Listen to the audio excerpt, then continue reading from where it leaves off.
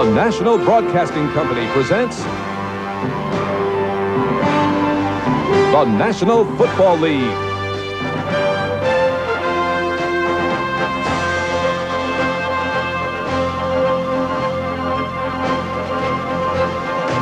Today from Rich Stadium, it's the Houston Oilers versus the Buffalo Bills. Brought to you by Budweiser, Beechwood Age for that clean, crisp taste. This Bud's for you. By the heartbeat of America, today's Chevy truck. And by Allstate, for home, auto, and life insurance. You're in good hands with Allstate. It's an overcast day with a threat of rain in western New York as today the Oilers are set to go against the Buffalo Bills at Rich Stadium in Orchard Park, New York. Good afternoon, everyone. Don Criqui with Bob Trumpy. The Oilers come into Buffalo with a lot of optimism in the Oiler organization. As you know, they had a dramatic upset victory over the L.A. Rams last week, coming from behind in the fourth quarter. But the talk of this Oiler team right now, Trump, is defense. They've got a good one. I think it's justified. In my personal opinion, I think this Oiler defense is the most difficult to prepare for of any team in the NFL. Jerry Glanville's defense will blitz anybody from anywhere at any time. Buffalo today has to be patient to win. Well, the Oilers face a very fine quarterback. Houston fans know Jim Kelly well from his days with the Gamblers. Last week against the Jets, 73% of his play calls were passes. This one went to Trumaine Johnson for a touchdown, but the Bills came up 3 points short in the end. I wonder what Jerry Glanville will do today, if he's going to be blitzing him a lot, because Kelly's pretty good against the blitz. I'm sure he will, because that's what Jerry Glanville's done for the last 15 years in the NFL. I repeat, Jim Kelly and the Buffalo Bills can beat Houston. They've just got to be patient. When they have the opportunity to make the big play, they've got to make it. There is Jim Kelly set to go.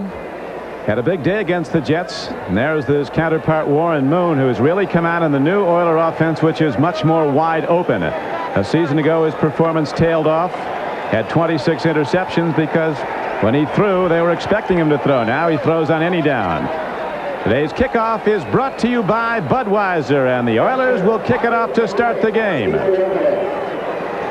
Lee Johnson ready to hit the ball. High spinning kick, well hit downfield.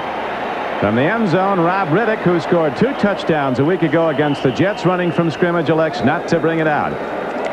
And so the Bills go on offense, 1st and 10 at their 20, and here comes Kelly, now in his 2nd year in the National Football League.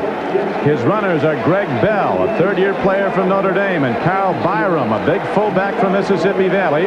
Speed on the flanks, and Andre Reed and Chris Burkett. Metzlar's a very tall tight end, is a short target. Offensive line is sound. They've got some good people. Wolford coming on, 2nd-year player, left tackle. Bears watching. Now it is 1st and 10 for the Bills. Jamie Mueller is in, starting at fullback. He's the up back, and he's a rookie. Kelly ready to go on 1st down. He's under the gun, and Jim Kelly is sacked at the 15-yard line. Trump. One of the things about preparing for the Houston Oilers is they disguise defenses all over the place, and what they're hoping is that they get pass rush. Ray Childress, young man who for the Houston Oilers, a 1st-round draft choice a couple of years ago. This is a coverage sack. It's a bad way for the Buffalo Bills to start, and the Houston Oilers defense feeds on that. They just had good coverage down in the field. There you see the front 3 of the Houston Oilers. They'll be all over the place. Ray Childress, the man credited with the first contact on the sack.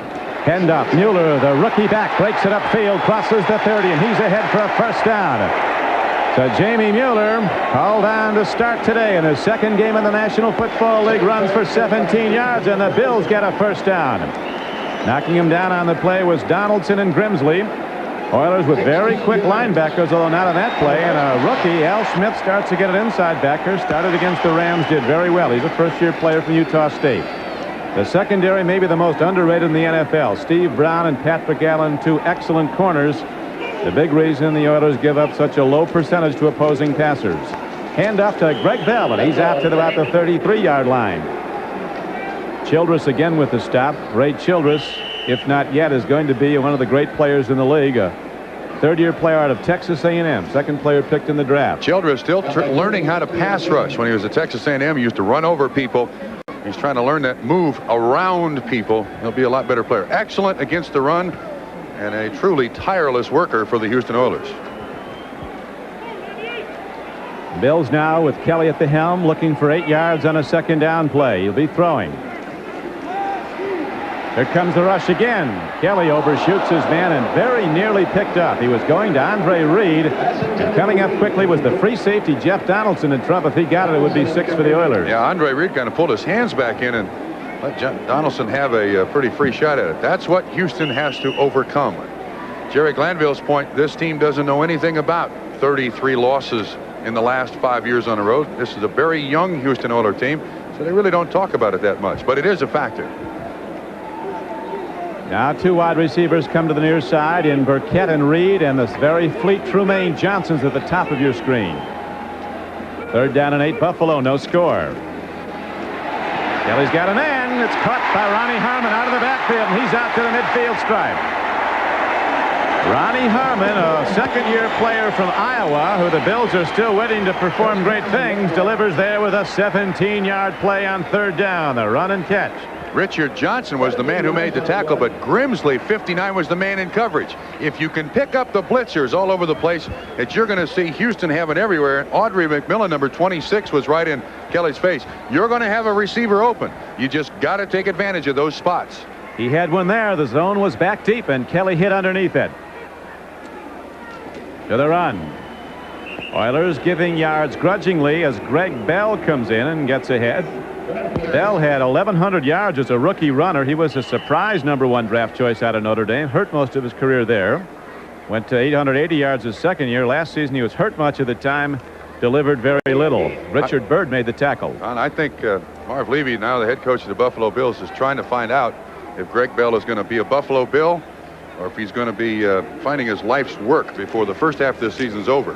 That time he's a Buffalo Bill as Greg Bell weaves his way inside the Oiler defense and down to the Oiler 36-yard line. Jeff Donaldson, the free safety, stopped the play, but it was an 11-yard gain, and Greg Bell is slow getting up, but apparently he's all right. He had a foot problem in college, a fractured foot, which recurred a couple of times, the broken bone. This is a good power sweep run by Buffalo. Good block by Metzlar's 88 on Grimsley 59. Bell comes right in behind it. Oh, it looks like he turned his ankle out there on that tackle. That 11-yard pickup. Buffalo's getting in big chunks.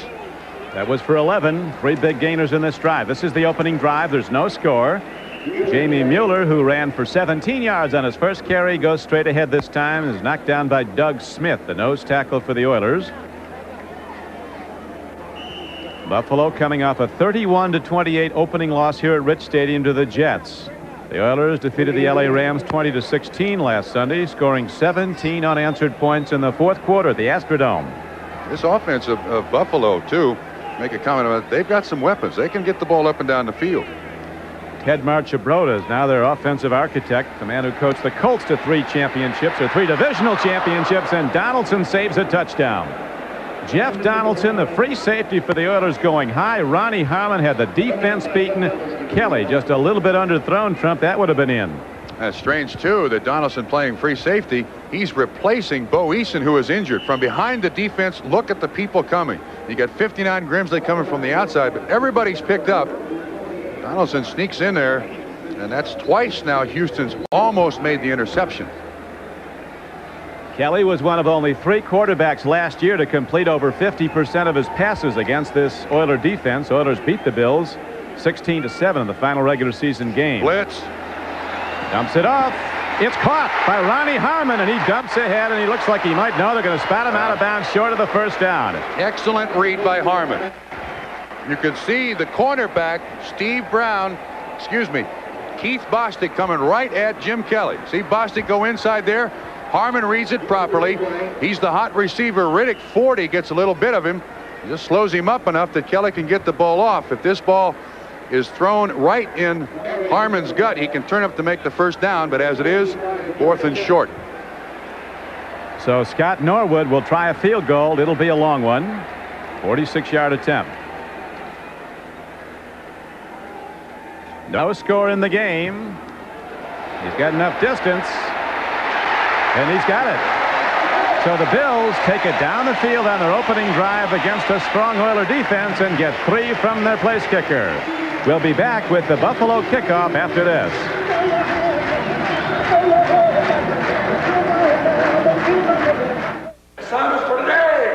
many before, you came here asking for just one thing. Sadowski. Shiboski. A chance. Pronounced Shiboski. You're gonna make it here, 'cause you make America work, and this Bud's for you. Here's to you, Beechwood Age, for that clean, crisp taste Hey, Sid. that says Budweiser. This Bud's for you. Yeah, I know I need life insurance, but I hate spending money on something I hope I'll never use and won't be around to enjoy if it ever is used. Leave it to the good hands, people. Allstate has life insurance that pays you for living. Allstate Universal Life. It protects your family if you die, and it can provide competitive earnings for your retirement. So, my family's set if I'm gone, and I'm in the money if I stick around. I think I'll stick around. You're in good hands with Allstate. A member of the Sears Financial Network. Listen to the heartbeat. It's the first all-new full-size pickup introduced in this decade. The advanced new Chevy with more cab room than Ford, plus a brand new extended cab. Rough, tough, working stuff. Feel the heartbeat of America. Chevrolet. That's today's Chevy truck. Take the test drive of the decade in the new full-size Chevy. The heartbeat of America. Chevrolet. That's today's Chevy truck. Scott Norwood of the Buffalo Bills putting his foot into the ball. It's officially a 45-yard attempt, and it's officially a 45-yard field goal as he puts up the first points of this game. Buffalo with 10 plays on its opening drive, getting down for the field goal to give them a 3-0 lead. Now the Oilers will get the ball for the first time as Norwood is ready to kick it off. Oilers, after a bad start last year, that's Alan Pinkett, the return man, have won 4 of their last 6 regular season games. They closed strong last year. And, of course, won the opener against the Rams. Here's a high-spinning kickoff that Pinkett, second-year player from Notre Dame, will take back from the 3.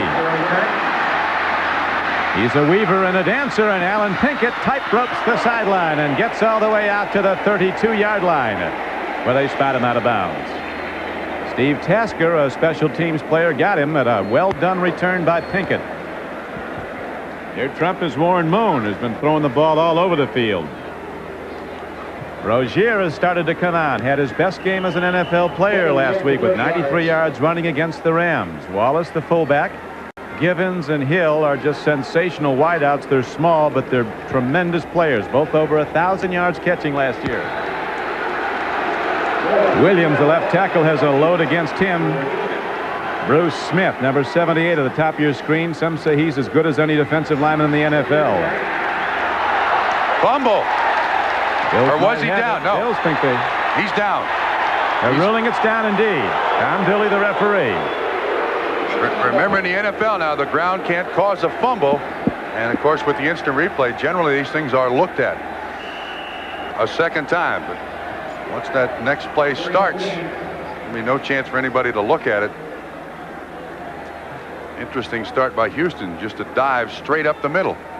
We mentioned the wide open offense that Houston has displayed over the last 7 or 8 games going back to last year. Right now, we'll see them go to something wide open on second down and about 7. Warren Moon looking deep, firing on the run. Oh, very nearly picked off by 2 Bills. He was looking at Drew Hill. 3 really had a play on it. It just goes as a loud out. Incomplete. It's 3rd down and 7 for the Oilers. Had it touched 6 Buffalo Bill hands.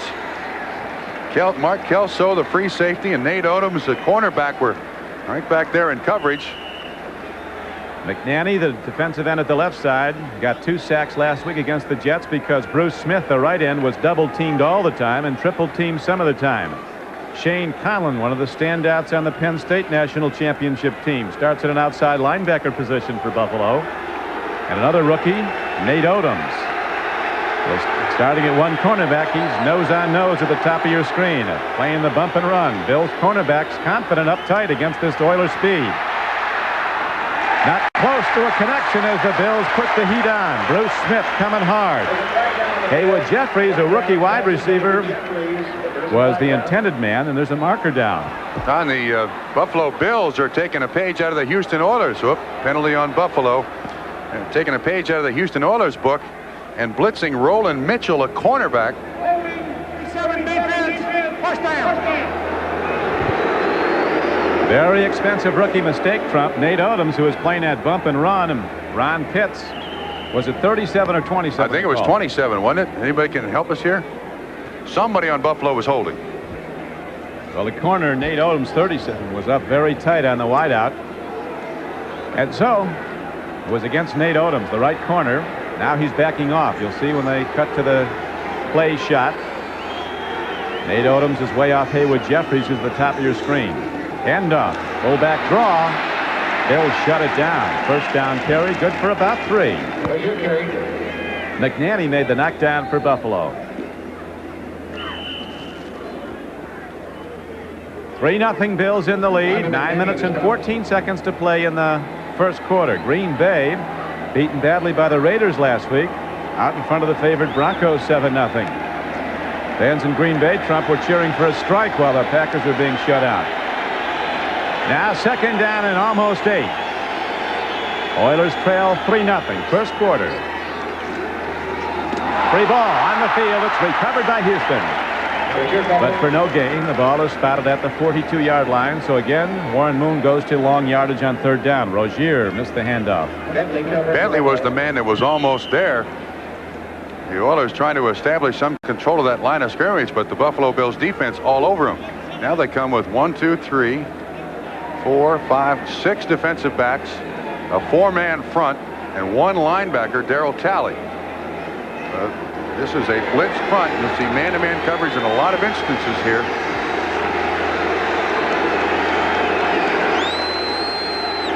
Moon on a drop back. Here comes Smith, and he gets him. Bruce Smith, a dominating defensive end, crashing through a double-team block. Big-time player.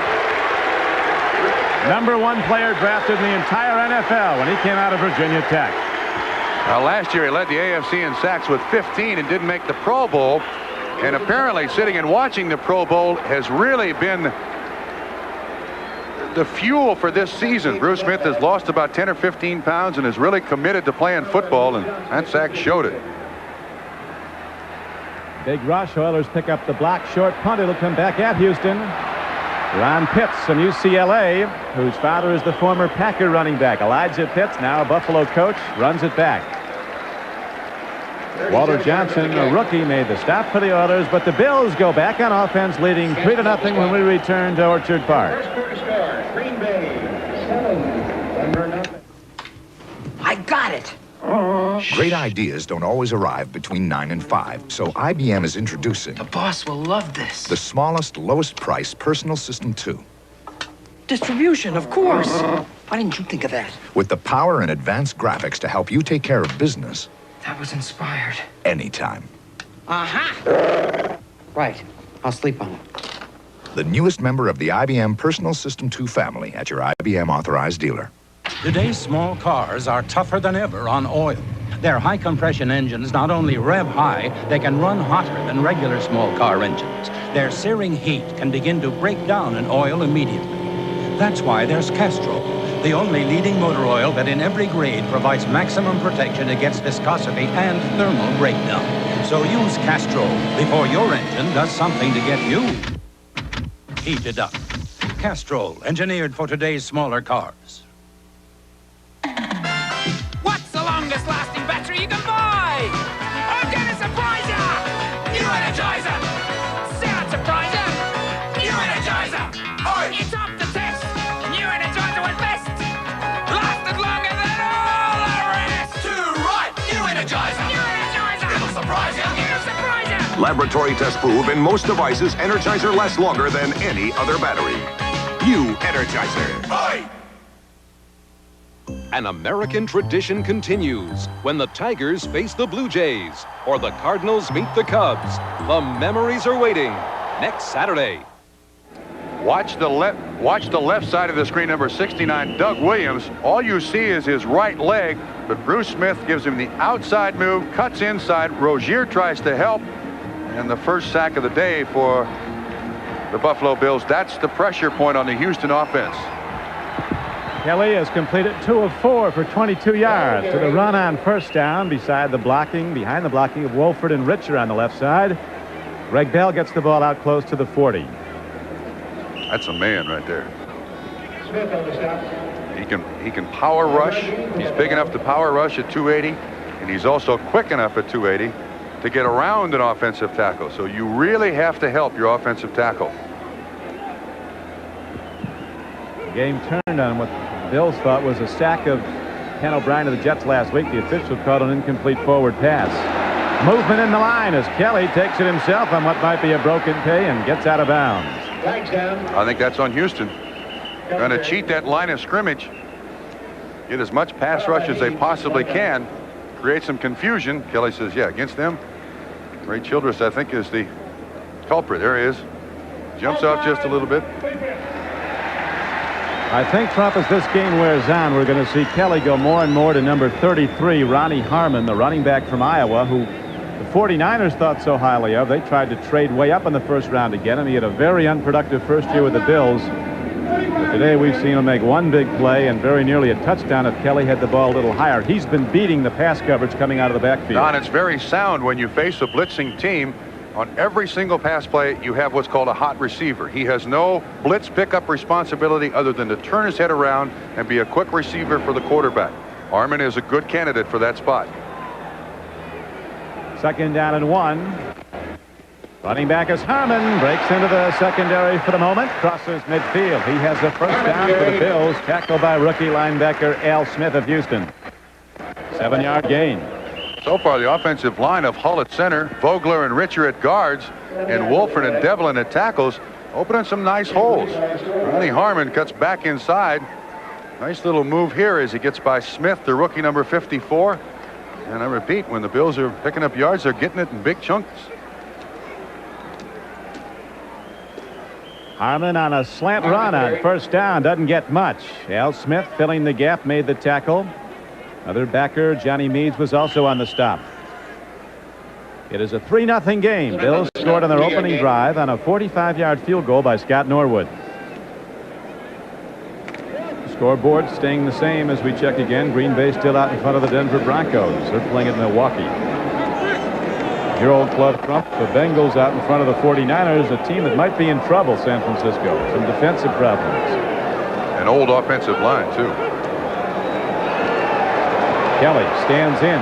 Throws it right to Keith Bostic. He's not done yet. Loses the ball. Free football. Oilers have it at the 48-yard line as Jim Kelly put it right in the hands of the standout strong safety Keith Bostic, who's having some year, Trump. That was his 3rd interception of this season. He had 2 against the Rams. Ball was intended for the tight end Pete Metzelaars, and Bostic stepped right in front of the intended receiver and makes the interception. It was rather easy. So Kelly has the first big mistake, but the Bills still lead 3-0. When the clock strikes 6:30, babe, time to head for Golden Lights. Hey, it's a good time for the great taste dinner at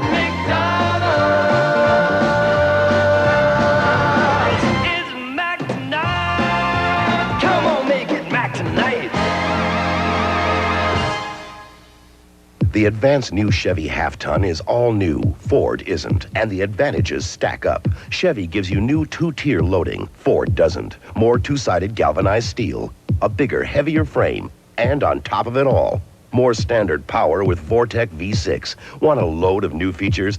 Test drive the first all-new full-size pickup introduced in this decade. The heartbeat of America. The advanced new full-size Chevy. That's today's Chevy truck.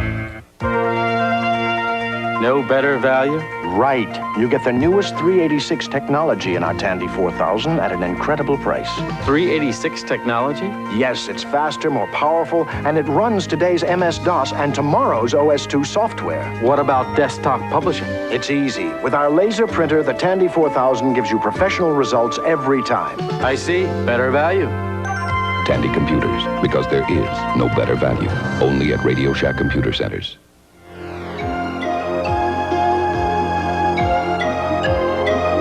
An unprecedented week-long journey through China begins Friday on NBC News. From behind the defense, you'll see Pete Metzelaars, the tight end, come right in front of John Grimsley, 59. Bostic, 25 right there. Metzelaars kind of stops a little bit. Bostic goes in front of him. First turnover of the game for the Houston Oilers. Warren Moon, who had a big day a week ago, as Bostic on the sideline, head shaved, and 3 intercepts in the book already this year, looks on. And Moon on first down, throws hard, and Drew Hill comes down with the ball for Houston to the 38-yard line of Buffalo. So a fastball drilled in between defenders, good for a 16-yard gain. Warren Moon against the LA Rams last week threw 43 times, completed 21, 310 yards passing, 2 for touchdowns. He was intercepted twice. Ron, I think fundamentally, when you look at his mechanics of throwing a football, one of the soundest you can find in the NFL. And he's an athlete, Warren Moon. He can also run.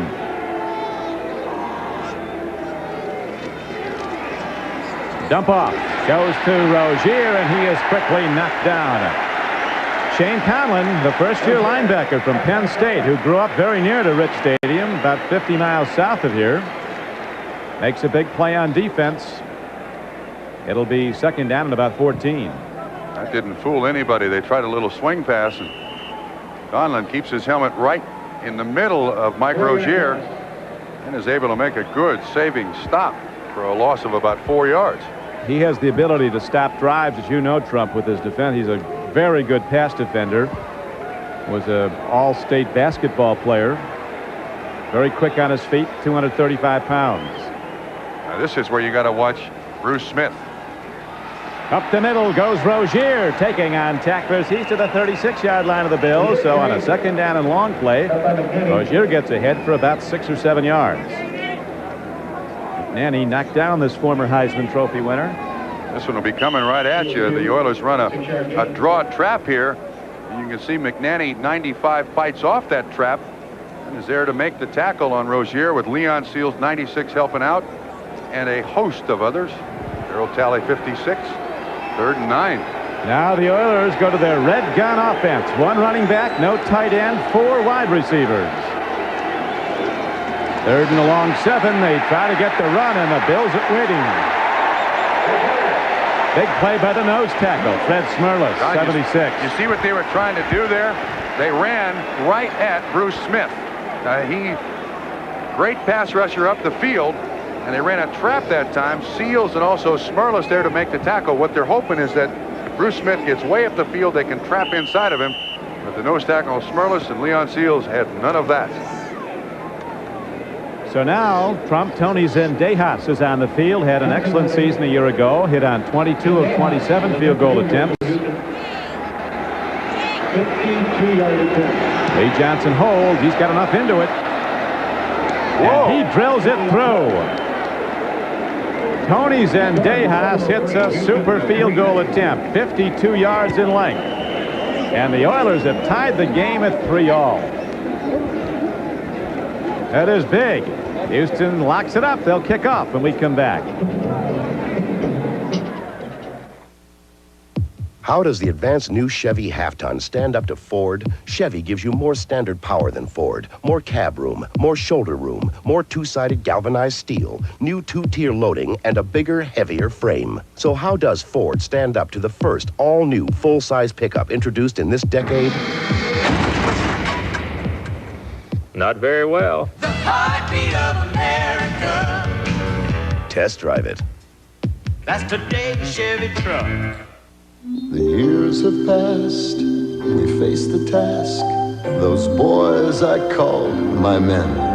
I wonder, could the ties we made now join us once again? Let American Airlines Super Savers take you to the special moments in your life. The feelings we all share. We're American Airlines, something special in the air. This evening, Ken Edwards had a vision of the future. Not of time travel or cities in space, but of his family. His daughter practicing law. His wife heading her own business. Himself retired, writing detective stories. This evening, Ken Edwards had a vision of the future and knew what it would take to get him there. Daddy! Plans for investments and protection from the Equitable. We have great plans for you. Next Sunday, the NFL plays here when the Patriots battle the Redskins. Before your team takes the field, our team hits the air. NFL Live. Good job by the holder, Lee Johnson. The snap is just a little bit low, but Zendejas hits it like a 3-iron, and that matches his longest field goal ever as a Houston Oiler, 52 yards. He had a 52-yarder in 1985. Boyish looking Zendejas with a long ball field goal, and now the kickoff downfield by Lee Johnson, drilled into the end zone, and the Bills will not bring it out. Riddick downs the ball. They'll start at their 20. Ted Marchibroda in the booth next to us, the man who, as we mentioned earlier, directed the Baltimore Colts to 3 straight AFC Eastern titles when Burt Jones was his quarterback. He's now the offensive coordinator for the Bills, calling the plays down, but right with him is Ted Towner, who coached Southern California the past 4 years. Now he's the receivers coach at Buffalo. They're looking to put more explosion into their offense, and they have the quarterback who can do it, Jim Kelly. The Oilers, that long field goal coming after an interception of Kelly by Keith Bostic. 2:55 to play, first quarter, as Harmon tries the left side of the Oiler defense and gets just to the 22. Al Smith, a 6th-round draft choice. He's playing big-time football early in his career, starting his 2nd straight game in his rookie season, makes the stop. This game is the property of the National Football League, of the Houston Oilers and the Buffalo Bills, and all rights are reserved. Well, they've shortened that a bunch, haven't they? You got the other one, too. So this telecast is presented by... Oh, yes, I'm familiar with that one. Hand off to Mueller, turns the corner, and he's knocked down at the 23. A fine open field tackle by John Grimsley. Mueller comes from a small college, Benedictine, but had big numbers there, and he was drafted in the 3rd round.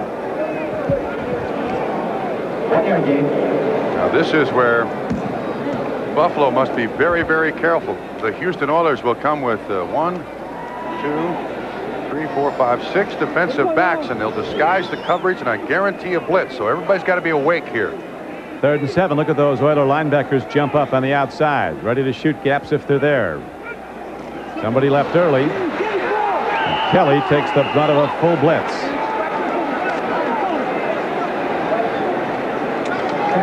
William Fuller, an extra defensive lineman, came in, and they're going to call a sack. Good. William Fuller gets the sack. The movement was against the Bills, and Buffalo has to punt it.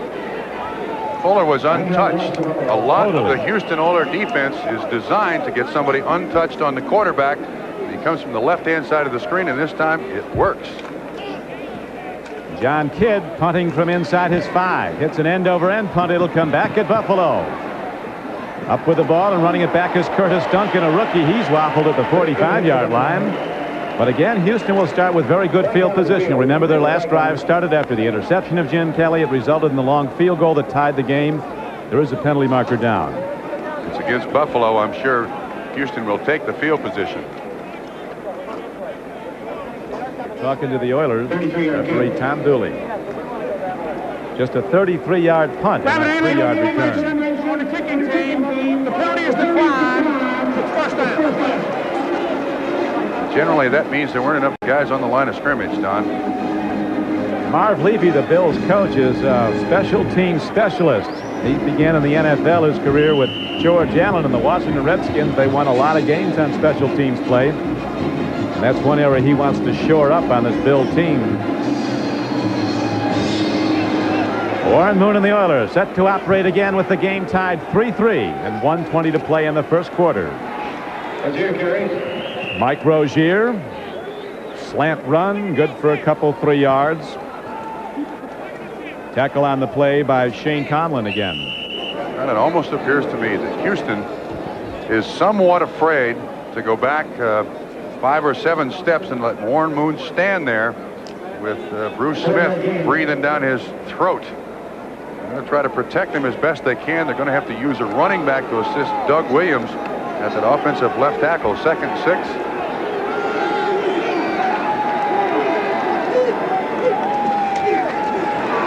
Drew Hill, wide open, makes the reception at the 29-yard line. He burst in a blaze of speed off the right flank, took the cornerback Derek Burrows deep, and then turned in, and Moon was right there on a timing pattern. good for a 12-yard gain as Marv Levy gets some counsel from up top on his defense. That square in pattern, the same one run by Drew Hill on the last drive. Derek Burrows has given him quite a bit of cushion, and he comes out of the ball game now, and Roland Mitchell replaces him at corner. The man in black with an upside-down armadillo on his chest. Is that right, or is that an Oiler Derrick? No, that's an upside-down armadillo.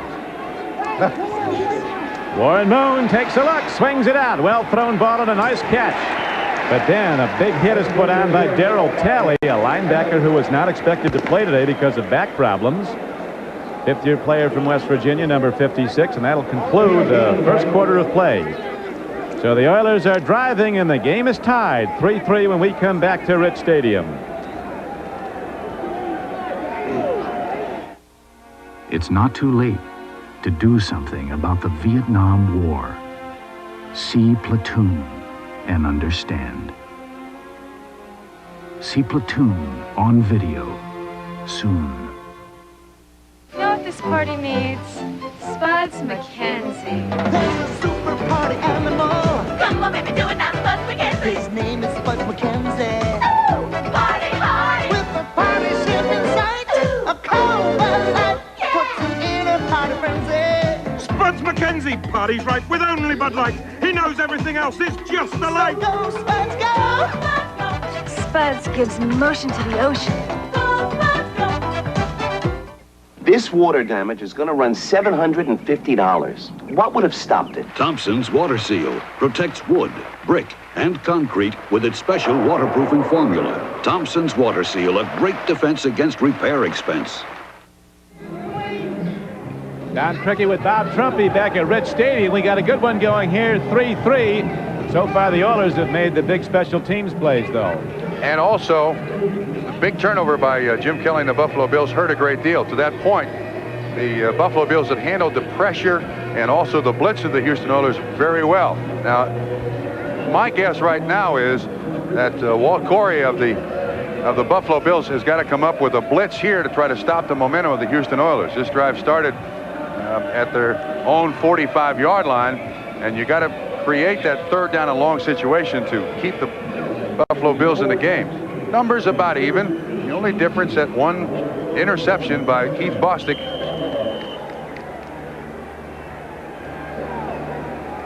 Bills with more offense, but points are even, and right now the Oilers are in good position. They've got a guy who just hit a 52-yard field goal in Zendejas.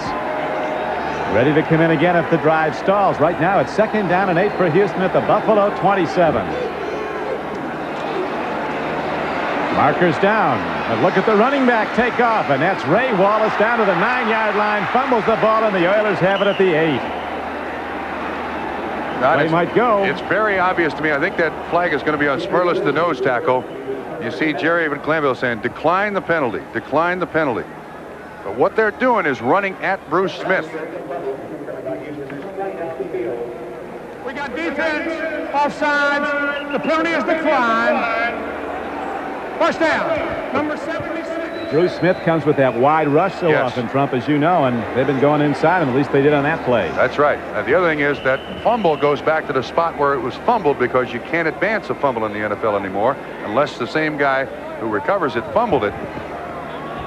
That they're trying to run at Bruce Smith because I don't think they can run away from him. He'll catch him from behind. That play was good for an 18-yard gain. Back to the run, back up the gut, and right at the Bills. Down to the 4-yard line goes Mike Rozier.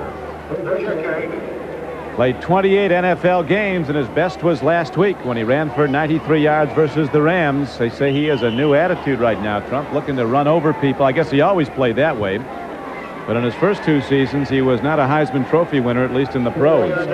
He wouldn't be the first former Heisman Trophy winner to be average in the NFL, but I think Mike Rozier's attitude has changed for the positive. A lot more committed to winning for the Houston Oilers. For a while, he wasn't too committed to showing up on time, though. He missed some practices. And well, you would have to bring that up. Almost overslept a night game. Handoff, not in, but close. Some power punchers up front blocking for the Oilers. Munchak and Kent Hill, the guards, 2 very good ones. Steinkuhler, right tackle. The best lineman in college football coming out of Nebraska. He's slowed by knee problems. Still a good player. Doug Williams, the left tackle that we've talked about, 69 to your left there. He's the man entrusted with, if he can, keeping out Bruce Smith, although he's had double-team help on every block. He's replacing Bruce Matthews, a holdout for Houston. So far, Doug Williams not doing too bad a job. Oilers also without their #1 player, Alonzo Highsmith, who's yet to sign. Throw and a catch and a touchdown for Houston. Drew Hill screens off the cornerback. The rookie, Nate Odoms, and the Oilers again take it down after a short punt.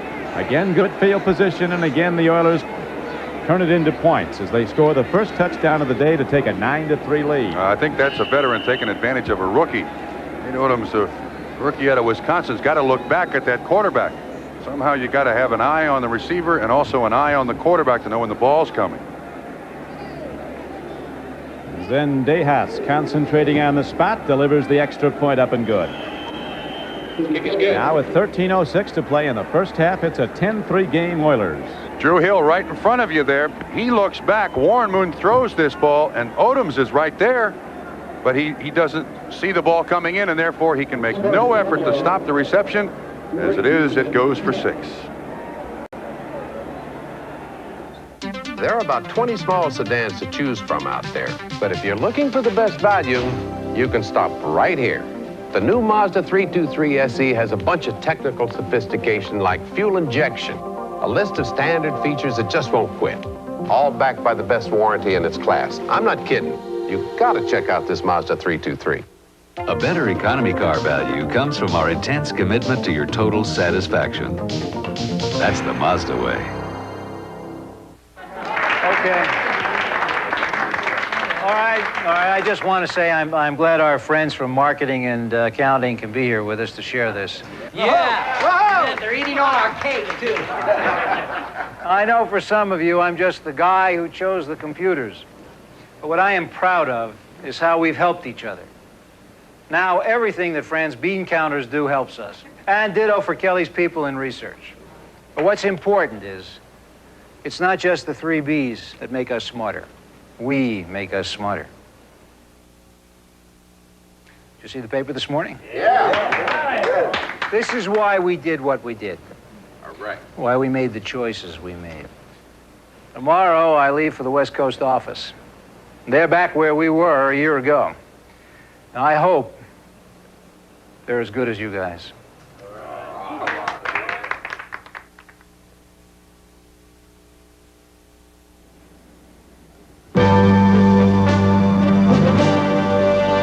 Today's game is brought to you by Mazda, bringing performance and value together. That's the Mazda way. By the Stanley Works. Stanley helps you do things right. And by Tandy Computers, because there is no better value, only at Radio Shack.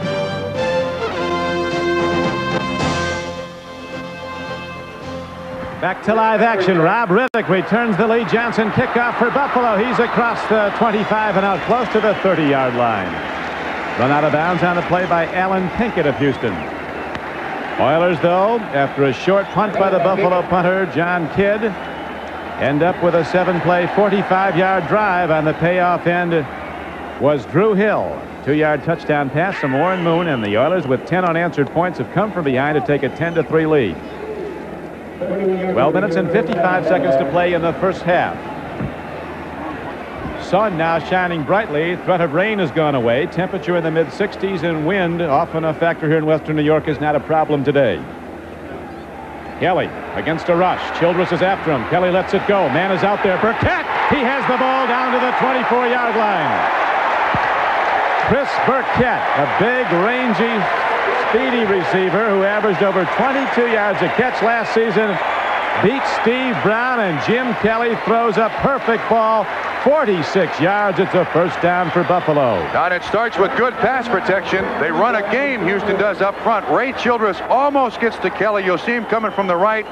Kelly already showing great presence, steps up and turns it loose.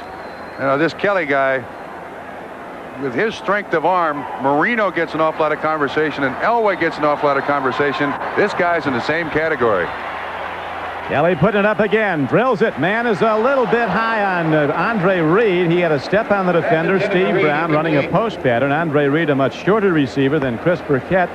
But it looks, Trump, like Kelly and particularly the Bills coaches who send things down want to open it up against the Oilers. Their defense is tough to sustain a drive against. You're absolutely correct. And as we documented it to start the ball game, when you have those opportunities, you have to make good on those opportunities. When you get the pass protection, the receiver's got to run the right route, and Kelly's got to throw the ball on the money. 2nd and 10. Handoff. Mueller finds some room, gets inside the 20 and down close to the 19-yard line. You know, I have a feeling Mueller played at Benedictine. Where is that? Someplace in Kansas. There's about 60,000 people here, and maybe in his career, it might be 10 times as many as he's ever played against or seen watch him play in all the years that he was Benedictine. You understand what I'm saying? I do. There's a lot of people here. But he's used to crowds. He's the youngest of 12 children. You know, he's got a good reach. Dinner table you're talking about. Yeah. Well. 3rd down. A long 5 coming up. Here comes the rush. Kelly jumps it up. Burkett has the ball, and he is down to the 13-yard line. He has a first down for the Bills. Patrick Allen was covering and made the tackle, but Chris Burkett with 2 big catches in this drive. The first for 46 yards, and that one good for a first down. Again, a great job by Kelly. You'll see Donaldson, the free safety, with a free shot on Kelly. He stands right in there, makes the completion to Burkett. A 6-yard pickup. This comes from Kelly's left, and there was a double blitz here. Donaldson coming from the outside. So far, Buffalo picking it up. Oilers lead at 10-3. Bills challenging. Here comes Harmon. A big block as Harmon turns the corner and takes on Bostic, who knocks him out of bounds at about the 10-yard line. As we check the scoreboard, it's 10-3 Houston here. Chicago on the Peyton run of a yard. Goes in front of Tampa Bay. Brent Fullwood, a rookie, ran in for the Packer touchdown. Cincinnati leading San Francisco. And the Dolphins, Marino threw 1 touchdown pass up 10-0 in Indianapolis. New Orleans, a team to be reckoned with. A winner on opening day over the tough Cleveland Browns, leading the Eagles in the second quarter 10-0. Maybe the best defense in the NFC. You believe that? Including the Giants. Say. Extraordinary. High marks. Here is Harmon running the ball, weaving inside. Good defensive play by the Houston backers, who were not overrun. Again, number 54, Al Smith, came over to make the play. Harmon seemed to slip a little bit. It's rained for about the last 36 hours here in Buffalo. And even though the turf is good, it can still be very slippery. Harmon couldn't quite plant that foot to get upfield. Now a crucial down here. Very big down. 3rd down and about 6 for the Bills. Ball positioned in close to the Oiler goal line. Kelly Blitz against again. the big rush is hit by Donaldson, and Kelly goes down at the 22-yard line. Jeff Donaldson, the free safety in his 4th year from Colorado, comes in, and Kelly has now been sacked by the Oilers 3 times. You talked, Bob Trumpy, at the outset of this game about their gambling, blitzing defense. It comes from everywhere, and it has come successfully from everywhere. On all 3 sacks now have been on guys unblocked. Donaldson will come from the right. There's pressure everywhere. Decent coverage down the field. And Kelly just doesn't have time to get it off. That's what Jerry Glanville wants his defense to do. So the Bills are taken out of a touchdown challenge, and now Scott Norwood, who hit from 45 yards out in his first try, will try one from about 38. He's got the distance, and he spins it through. So the place kickers have been perfect. Norwood is 2 for 2, and the Bills cut the Oilers' lead to 10-6. Warren Moon and the Houston offense gets the ball when we come back to Buffalo. Yeah. Harry, Kalamazoo Tuesday, I can do that. Memphis Wednesday, I can do that. New York Thursday, I can do that. How am I going to do that? No matter where you do business, Northwest can fly you there. High-performance luxury sedans traditionally ask you to pay a pretty dear price. Well, that's not the Mazda way. Mazda's all-new 929 has world-class luxury appointments. It's amazingly quiet, solid riding, and actually outperforms those guys. Now there's less standing between you and a car this good. About $8,000 less. A better luxury car value like this comes from our intense commitment to your total satisfaction. That's the Mazda way. If you just ask for a light beer, give me a light. You never know what you'll get. Bud Light. Nice shot. Heads up! So if you want the less filling light beer with the fresh name and taste, ask for Bud Light. Because everything else is just a light. Your face takes enough abuse, so you need the Gillette Good News Plus disposable. Its Lubrismooth strip is designed to reduce irritation, so shaving feels so good. Good News Plus. An American tradition continues when the Tigers face the Blue Jays or the Cardinals meet the Cubs. The memories are waiting next Saturday. It is now a 10-6 game. The Houston Oilers leading the Bills. Bills just hitting on a field goal by Scott Norwood. A reminder to our viewers that we will be selecting the Budweiser Most Valuable Player for today's game at the conclusion of the game. Oilers have the only touchdown today. That was a short pass from Warren Moon to Drew Hill from 2 yards out. And it gave the Oilers a 10-3 lead. Norwood hits a spinning kickoff downfield, and Alan Pinkett, 5'8", 185 pounds, runs it back for Houston, turns the corner. Pinkett, the all-time leading rusher for Notre Dame, runs it back very well again, out close to the 30-yard line. Ron Pitts, who grew up in Orchard Park and played here in high school and collegiately at UCLA, made the stop. Just 2 weeks to go in the regular baseball season, and pennant fever is heating up. The showdown in the American League East continues when Detroit slugs it out for first place with the Toronto Blue Jays. Others will see the Cardinals try to go hang on to first place in the National League East as they take on the Cubs. It all begins with Major League Baseball, an inside look at 2 o'clock Eastern Time next Saturday here on NBC Sports. Right now, the sun is shining again in Buffalo, and the Houston Oilers are ready to go on offense with Warren Moon at the controls. So far, Trump, he hasn't spread the ball around as much as he usually does. You're absolutely right. The only wide receiver to catch a pass, Drew Hill, 3 for 30 and a touchdown. Buffalo doing a good job with coverage, and of course, I think that's also a fair amount of respect to one Bruce Smith, not throwing the ball particularly deep. Houston had a lot of offense in its come-from-behind win over the Rams last Sunday. Oilers had 400 total yards. The Rams, one of the best teams in the NFL, had just 244. Oilers out first down the Rams 22-13. That is a big league arm, but it's a little bit to the wrong side of Ernest Givens at the 39-yard line. Same pattern. He's completed it twice to Drew Hill. He tries Givens. It's just a little square in pattern, a 5-step drop timing pass. 9:16 to go in the first half. 10-6 game, the Oilers with the ball and the lead. Matched today are 2 of the 3 quarterbacks that in pro football history have passed for over 5,000 yards in a season. Warren Moon, who you're looking at, threw over for 5,600 one year in Canada. Kelly passed over 5,000 in the USFL.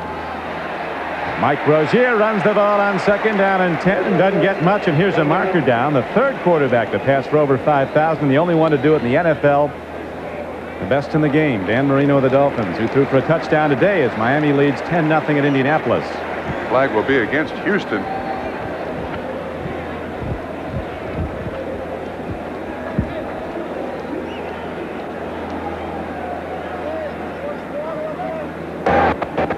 Opening 63 offense. The penalty is declined. It's third down.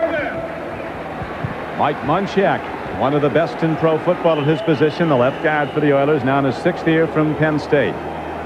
He's had some injury problems. If you want to see an offensive lineman play like they write it in the book, the textbook of blocking,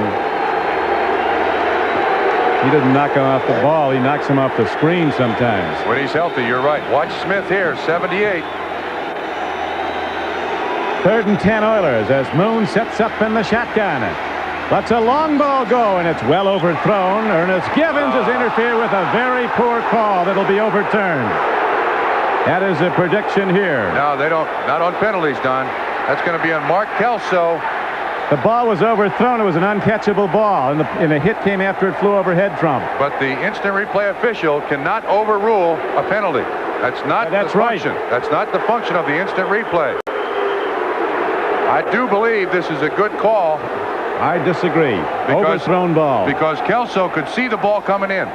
That's the only reason I say that it's a good call.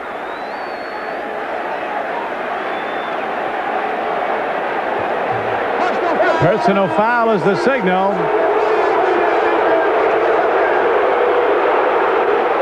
Kelso hurt the Bills badly last week. He hit a player out of bounds. Now everything's coming back from. Yeah, it's a 15-yard mark-off from the spot of the last play and an automatic first down. But the instant replay official will not overrule any penalty. And I think if we run that replay again, you can see Kelso seeing that ball come in. And I think that's why the official threw the flag. Well, it was without question an uncatchable ball. No question about that. Uncatchable. And that definitely would be the ruling, that he hit him after the play was really completed. Ernest gives him one back. So the Oilers are beneficiaries of a penalty call, a personal foul call. That was on a 3rd and 10 play, so it keeps the drive alive. Moon to Rozier, trying to break through. He does get to the 50. A good game by Mike Rozier for the Oilers. He's ahead for about 6. 7-yard gain. If they spot the ball, it's going to be a 4-yard pickup.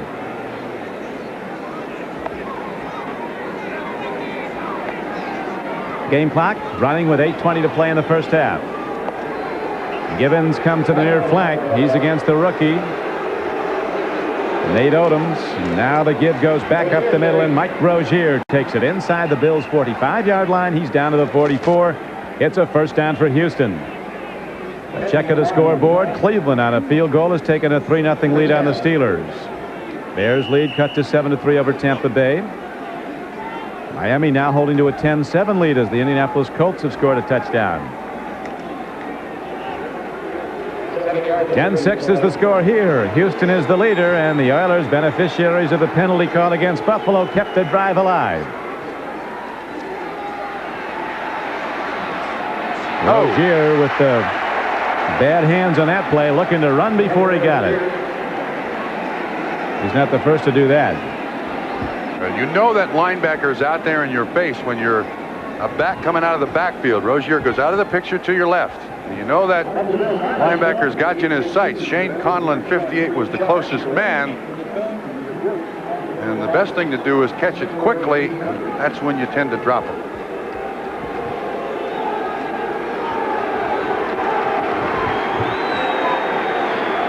Now 2nd down and 10 comes up for Warren Moon and the Oilers.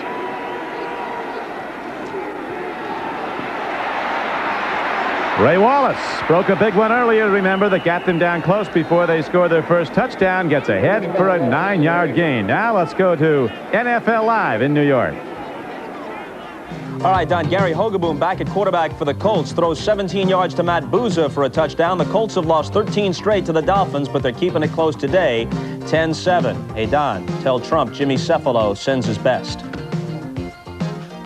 Thank you, Jimmy. Appreciate that. Mike Rozier on the ground.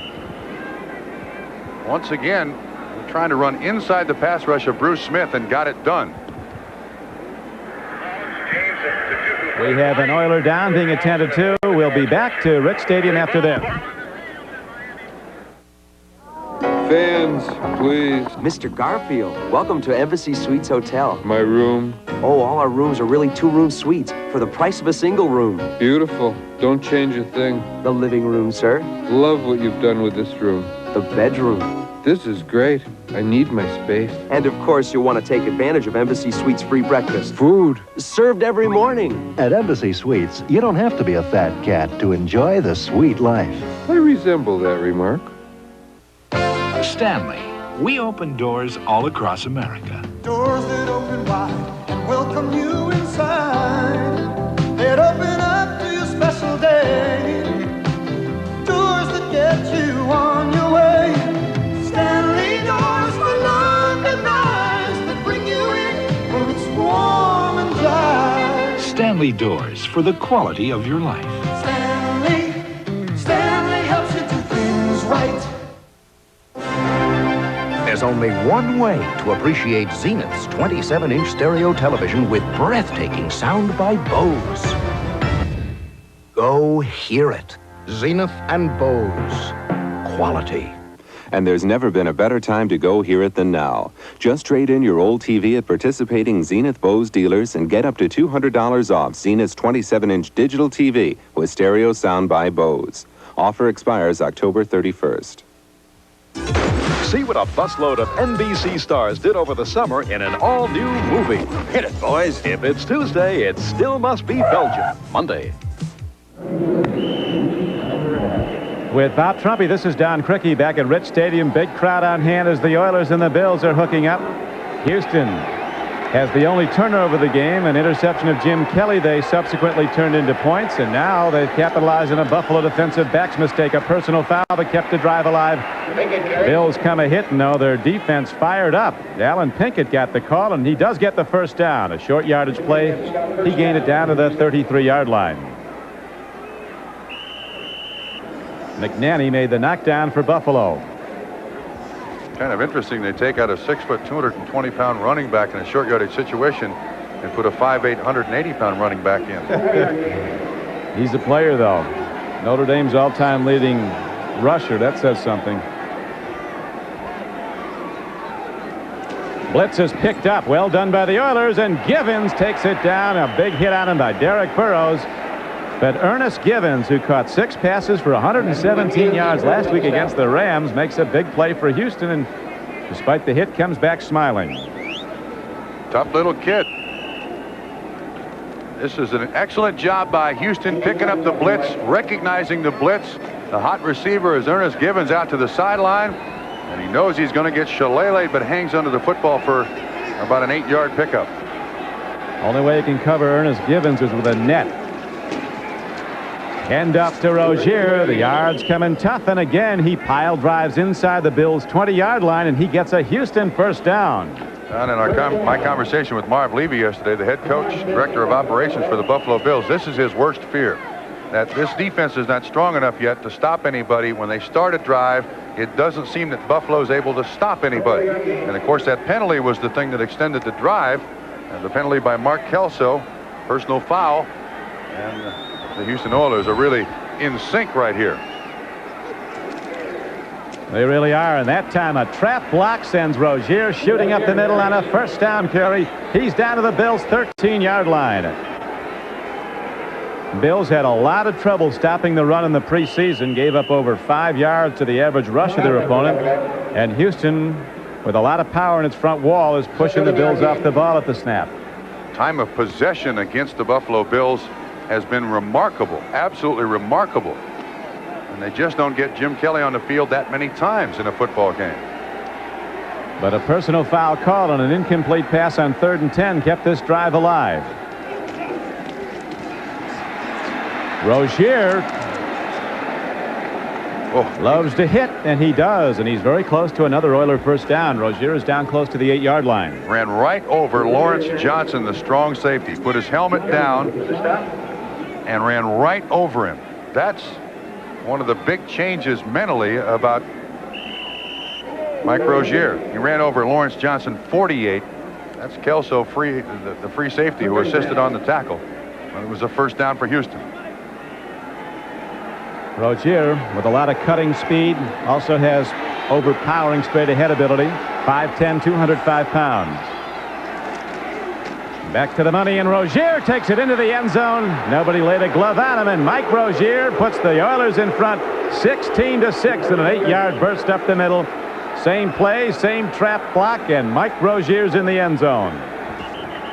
This Houston Oilers offense, an excellent trapping team. They got the defense they want. And sometimes, Don, when the right defense is called for a trap, you pop through there like an ejection seat, and that's what Rozier looked like. There's another aspect of this game, Trump, that bears notice, that the Oilers aren't making the mistakes the Bills are. Oilers have been a sound team. They haven't turned the ball over in this game. Bills did. Oilers turned it into points. Bills had a drive stopped on an overthrown ball on 3rd down, but a late hit, a personal foul call kept it alive, and subsequently we see the Oilers go back in the end zone. So Houston, playing much more solid football, gets the extra point up and good by Zendejas with 3:53 to play in the first half. 17-6, Oilers. Rozier, 8 yards, and took 6 for Houston.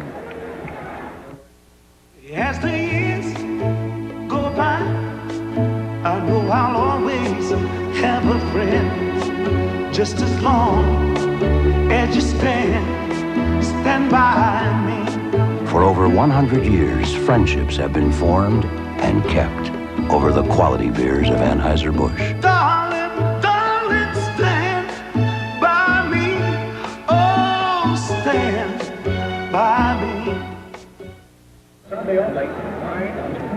There's the score, 17-6. The last 6 points supplied by Mike Rozier right up through the middle. And watch this play.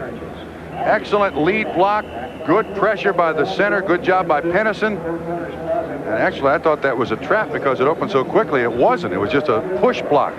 Here's the kickoff to Reddick, and he starts to come out. Menace counsel don't do it by Ronnie Harmon.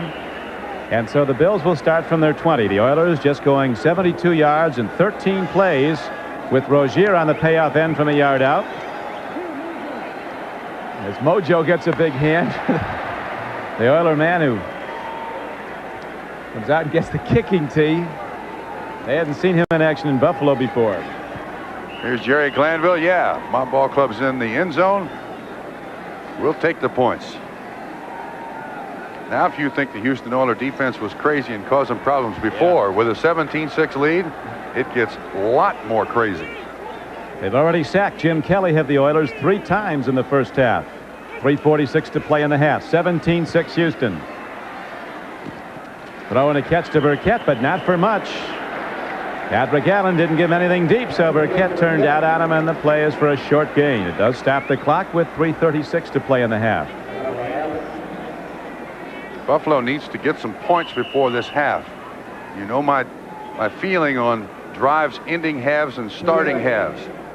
You got to establish you can get something done. You got to throw it deep here. Give it a shot.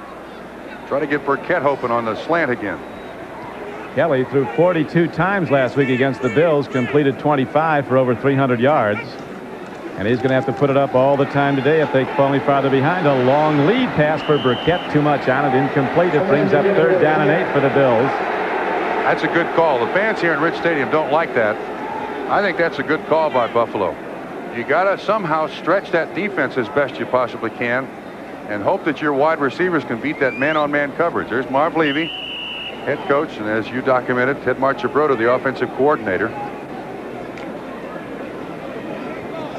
So far, Trump, Jim Kelly has thrown the ball 10 times. He's completed 5 for 77 yards. No touchdowns. The Bills' points all both on field goals. 17-6 game. Look at that. 1 interception for Kelly. 10 guys up at the line of scrimmage.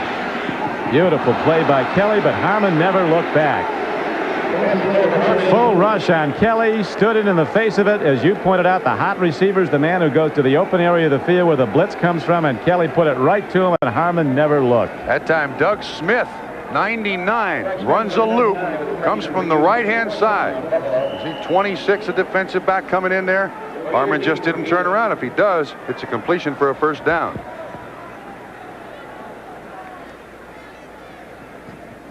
Kidd hits a punt not very deep. Coming up to field the ball.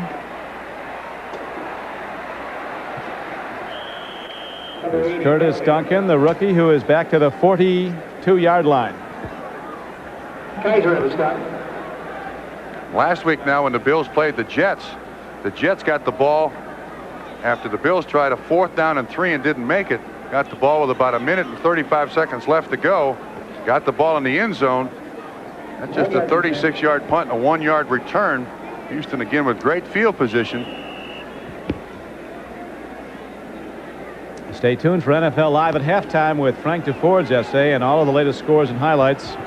Coming up next, we have 2:50 to play in the first half here at Orchard Park, New York. Oilers in command 17-6, and Warren Moon looking for more. Throwing a catch over the middle down to the 46-yard line of Buffalo. Oh, another beautifully completed play, but there is a marker down. Well, they got that play down, Don. Pass complete to Gibbons. Yeah. That's 2 to Hill, and that's 2 to Gibbons on exactly the same play. Just a timing pass to the wide receiver who runs a square in. You got a legal procedure against Houston. Buffalo will take the penalty. It'll be 1st and 15. Somehow they got to change up their coverages there. It's been predictable on first downs.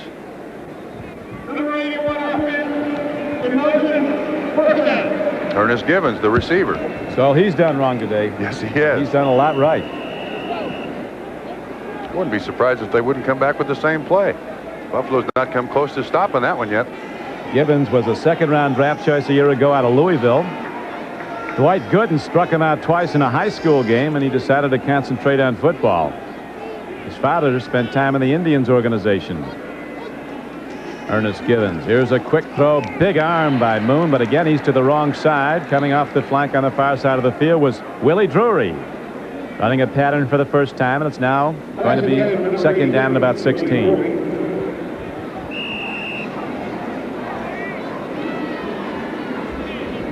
Bills scored first in this game on a 45-yard Scott Norwood field goal. Oilers came back down the field, and Zendejas hit from 52 yards out. Then the Oilers, on a sustained drive, took it in. A 2-yard touchdown pass from Moon to Drew Hill made it 10-3. Bills got another field goal from Norwood. It was 10-6, and then after the mistake by the Buffalo safety that kept the drive alive, a personal foul call, Oilers went 72 yards, and they now lead 17-6 as they go to the run on second and long. Rozier runs it. Darrell Talley knocked him down.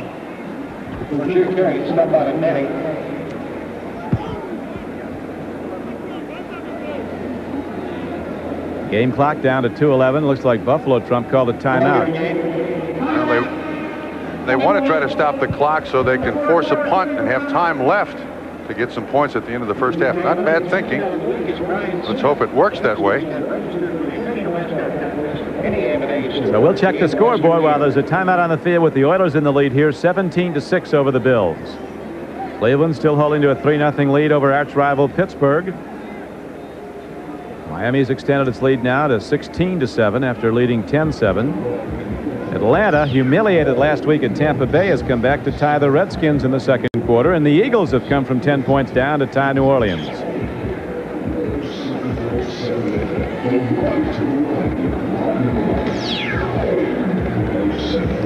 One question the Oilers hope to answer, Trump, is how they respond after an opening day win. They've won their first game the last 3 years. In fact, last season, I think, lost their next 8. Closed strong. Right now, they're standing tall. There's a lot of people in that American Conference, scouting staff, some other teams, that think this is a real contender, Houston. This team has got so many first-round draft choices, it's not even worth trying to name them. It'll take you all day. And they have talent and a great defense. On the field today are 6 first-rounders, 6 second-rounders, and 7 third-rounders. Team built on the draft. Rozier gets the option pitch back. And he's out to the 50-yard line, stays in bounds, and the clock runs. It'll go down to the 2-minute warning. Mark Kelso that time on the tackle on the pitch by Warren Moon, a triple option. So the 2-minute warning is given. Timeout on the field with Houston in the lead, 17-6. We'll be back in a moment. Liberty Mutual Insurance presents Legends of the Game. In a career that spanned 4 decades, this old warrior is perhaps best remembered as a kicker. But he led the NFL in pass completions in 1953 and the AFL from 63 through 65. Who was this legend? In the past 2 years, 500,000 more Americans switched to Liberty Mutual for their auto, home, and life insurance. More Americans are living in homes, getting into cars, and for workers' compensation, more American workers are insured by Liberty Mutual than anyone else. Because Liberty Mutual people do the job right. America believes in liberty. Liberty Mutual Insurance. With the Bears, Colts, Oilers, and Raiders, George Blanda's rifle-like arm and accurate toe made him a legend of the game.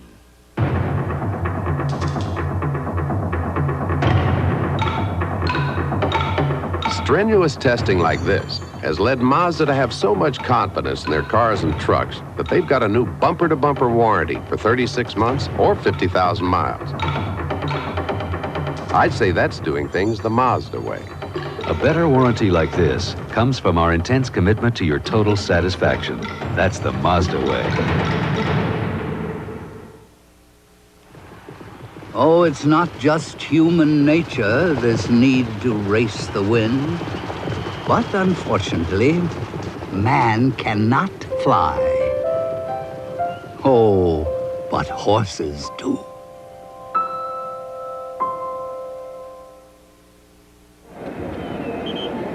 From behind the defense, we'll watch that last play. Rozier certainly used to having the ball pitched to him. McNanny, 95, bites inside. Rozier runs that sweep on the pitch from the quarterback, but not enough for a first down.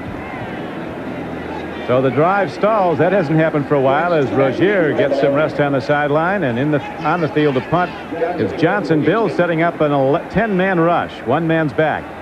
High snap. Here they come. He got a piece of the ball, it looked like. It's a very short kick. And it'll be down by the Oilers at the Bills' 25-yard line. So the Bills came right up the gut. Lee Johnson looking to block the punt. It looked, Trump, like somebody got a piece of it. It was only a 25-yard punt. I think it was Steve Tasker who got his hand on it, and I frankly don't know how he missed it. 89 will be flying right across the front. That's 89 Steve Tasker. I don't know how he missed that ball completely. Ends up being 25-yard punt it ends up being. Oilers running the ball well today. They have 101 yards here in the first half. Bills have run for 62. Jim Kelly 5 for 11 so far. That one interception was expensive. Here's a throw and a catch to Riddick as the Oiler defense gives up the short yardage play to the back coming out. Game clock very much a factor now as you see it ticking down into the 130s in the first half. 17-6 Houston. Big rush. Kelly eludes it for the moment. Throwing on the run. He throws a completion for a first down. As Jim Kelly is a hard guy to get in the grasp and control of a defensive lineman. He's so big and strong. That time there was plenty of pressure all over him. William Fuller had him, but he got away. Bills right into formation now. Swing pass goes out. Riddick will take it to the sideline, puts a move on and dances out of bounds at the 40. But the play was only good for a 2-yard gain. It did stop the clock with 70 ticks left in the first half. Let's go back now, Trump, a couple of plays and check out Jim Kelly under the rush. Once again, you'll see the pressure by Fuller, 95, and also Childress is the guy who gets a hold of him. But he is a big, strong kid, that Jim Kelly is. Great legs for a football player, can stand in there, and Childress couldn't get him on the ground. The other thing Jim Kelly has is the heart of a lion. He's not afraid. You can't be in this league. Second down and 8. Kelly fires, strike to Burkett. He's down to the 41-yard line of the Oilers. Now take the tie. Yeah, that's it. Good job. Kelly signals for a timeout on long completions. You want to stop that clock because it'll take your team an awful long time to assemble 19 yards down the field. Set your offense again. Kelly again steps up in the pocket. He looks around the field, see if he can read the coverage. Right on the money. Burkett makes a nice catch and knows he's going to get Shillelagh. Grimsley hits him, but a 19-yard pickup. Burkett now has caught 3 passes from Kelly in the first half for almost 60 yards. Stay tuned for NFL Live at halftime. Bob, Ahmad, and Paul and Frank standing by in New York as the second Sunday of play could be the last for a while. Players threatening to go out. There's been a lot of additional concerns for the Oilers in that organization. Threat of a strike that every team has. The possibility of a move to Jacksonville. I'm not saying Jacksonville doesn't deserve a pro football franchise, but I know that the fans of Houston don't deserve to lose one. $115 million guaranteed by Jacksonville. That's tough to turn down. I say they're not going. Houston hopes you're right. Big rush. Kelly in trouble, and he's sacked. Coming hard was outside linebacker Robert Lyles. Number 93 of Robert Lyles. Coach Jerry Glanville says he's not fast enough, he's not big enough, he's not strong enough, but when you add it all together and check everything out, he's the best linebacker we've got. Don, once again, that's the 4th sack of the day for the Houston Oilers, and 4 times the sacker's been unblocked. That's exactly the design of the Jerry Glanville defense, going back to the Atlanta Falcons back in the late 70s. Now watch Lyles, 93, come through here. No, you see Harmon about to step out. He's apparently the guy that's responsible for Lyles, but only gets a little portion of him, and Lyles Shillelagh is the $8 million Buffalo quarterback. rattles his head on the turf, you get up with some cobwebs and say, Harmon, Ronnie Harmon, that's your guy. Make sure you pick him up next time. Kelly Trump throwing the ball well. He's completed 9 of 15 for 111 yards. That one interception, though, it was expensive. Yes, it was.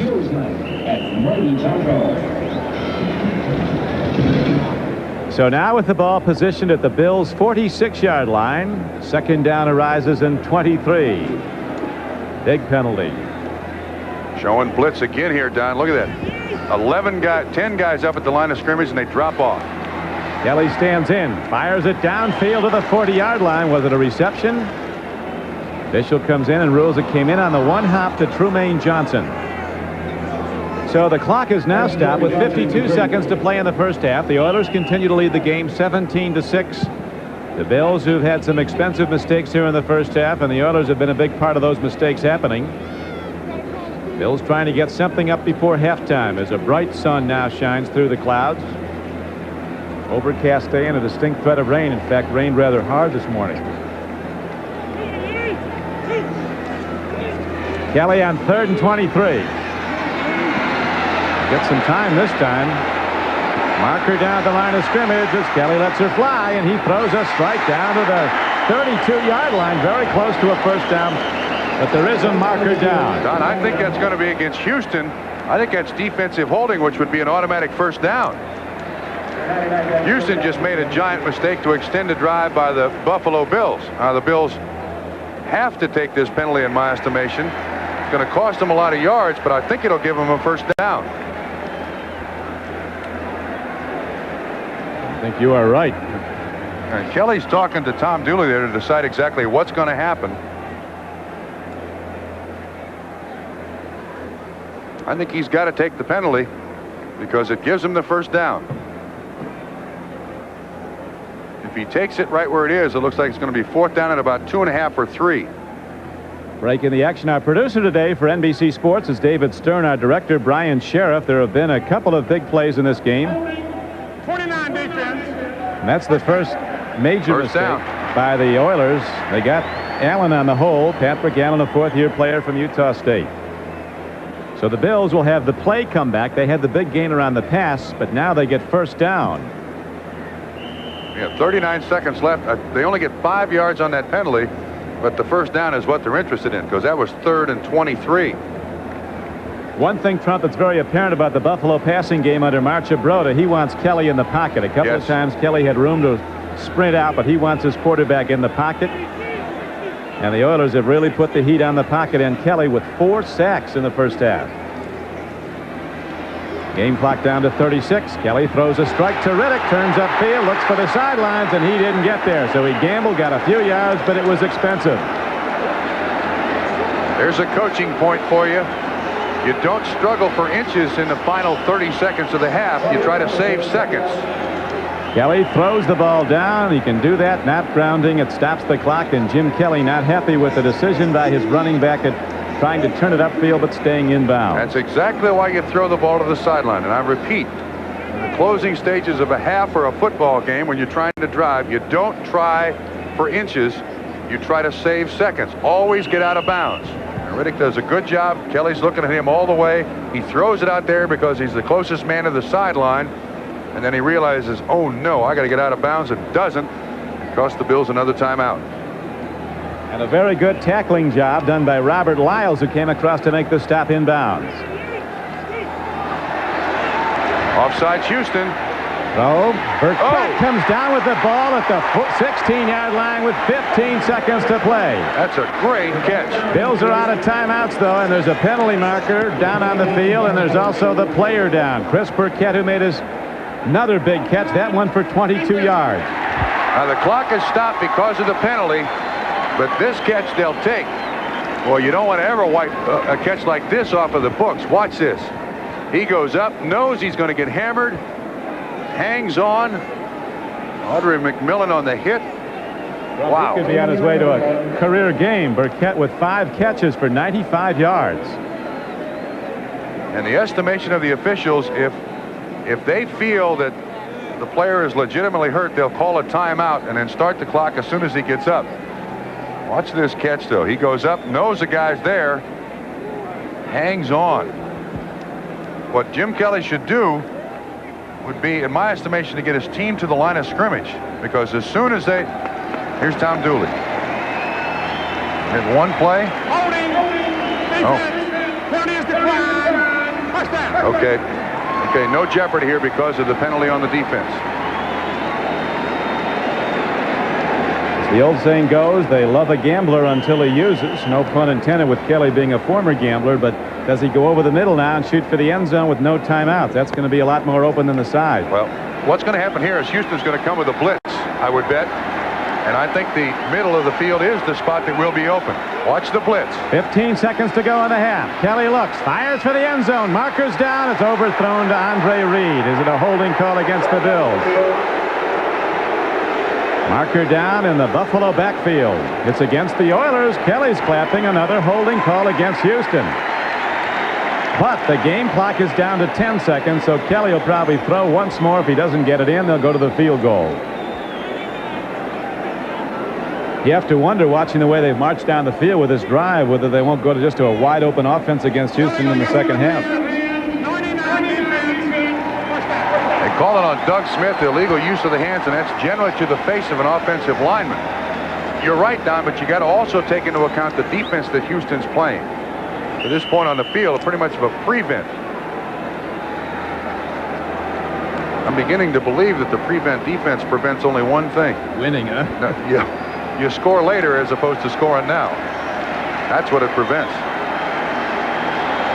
One of the biggest plays of the half right now. 10 seconds to play in the first half. Here's the blitz. Kelly throws. A man is open. It's a touchdown for Buffalo. 11 yards and a touchdown. Coming off the flank was Rob Riddick out of the backfield. And Kelly leads him beautifully. And Riddick, who scored 2 touchdowns last week, makes the play of the day for Buffalo, a diving reception to get them back in the game. Keith Bostic was the closest man in coverage, and Don, that's the first time today Buffalo has picked up the free safety, Jeff Donaldson, who was on a blitz. They pick him up, and if you can pick up that blitzer, now you got somebody open somewhere, and Jim Kelly found Rob Riddick. Been a heck of a half of football, and another one to come after NFL Live. Extra point attempt with 6 seconds to play in the half, up and good.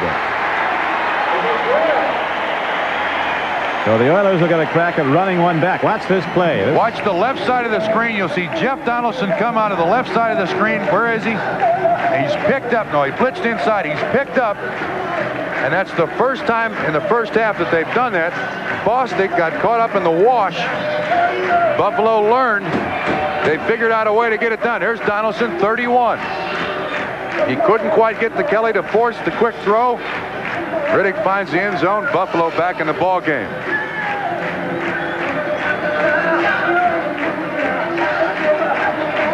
It's a 17-13 game as the Bills get their first touchdown on a Jim Kelly touchdown pass. It's 4th of the season. Watch this again. Watch Donaldson. See him down here at the bottom? They got 3 defensive backs blitzing. They push him outside just enough that Kelly's got time, and Riddick runs a great pattern, and Bostic just can't catch up to the receiver. 6 points. So under the gun with very little time left, the Bills go down the field 75 yards in 9 plays. A very big play on that drive, you'll remember, was the 21-yard throw to Chris Burkett, who has caught 5 passes in the first half for almost 100 yards. And then the Bills got their first touchdown on that swing pass from Kelly into the end zone to Rob Riddick. Oilers expecting an onside kick here. They have their hands team up, Don. Good hands people out there. Willie Drury's the one deep man. Number 82.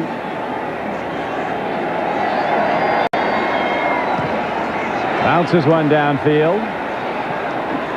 Here comes Drury. Downed at the 30. And that'll do it for the first half of play. So the Bills get an ovation from following here that was a little disquieted by some mistakes they made. But the Oilers on the road, where they've had so many troubles in the recent years, go to the locker room the leader by a 17-13 lead. NFL Live is coming up next. We'll be back right after this. It's the Oilers 17 and the Bills 13. I'm proud. Tonight, it's an all-new Family Ties. It's hot off the press. Last week, you made Family Ties America's #1 show. Ooh. Yeah. Then People magazine calls My Two Dads the best new series of the season. I think we're Father of the Year. It's a great new night. Come home tonight.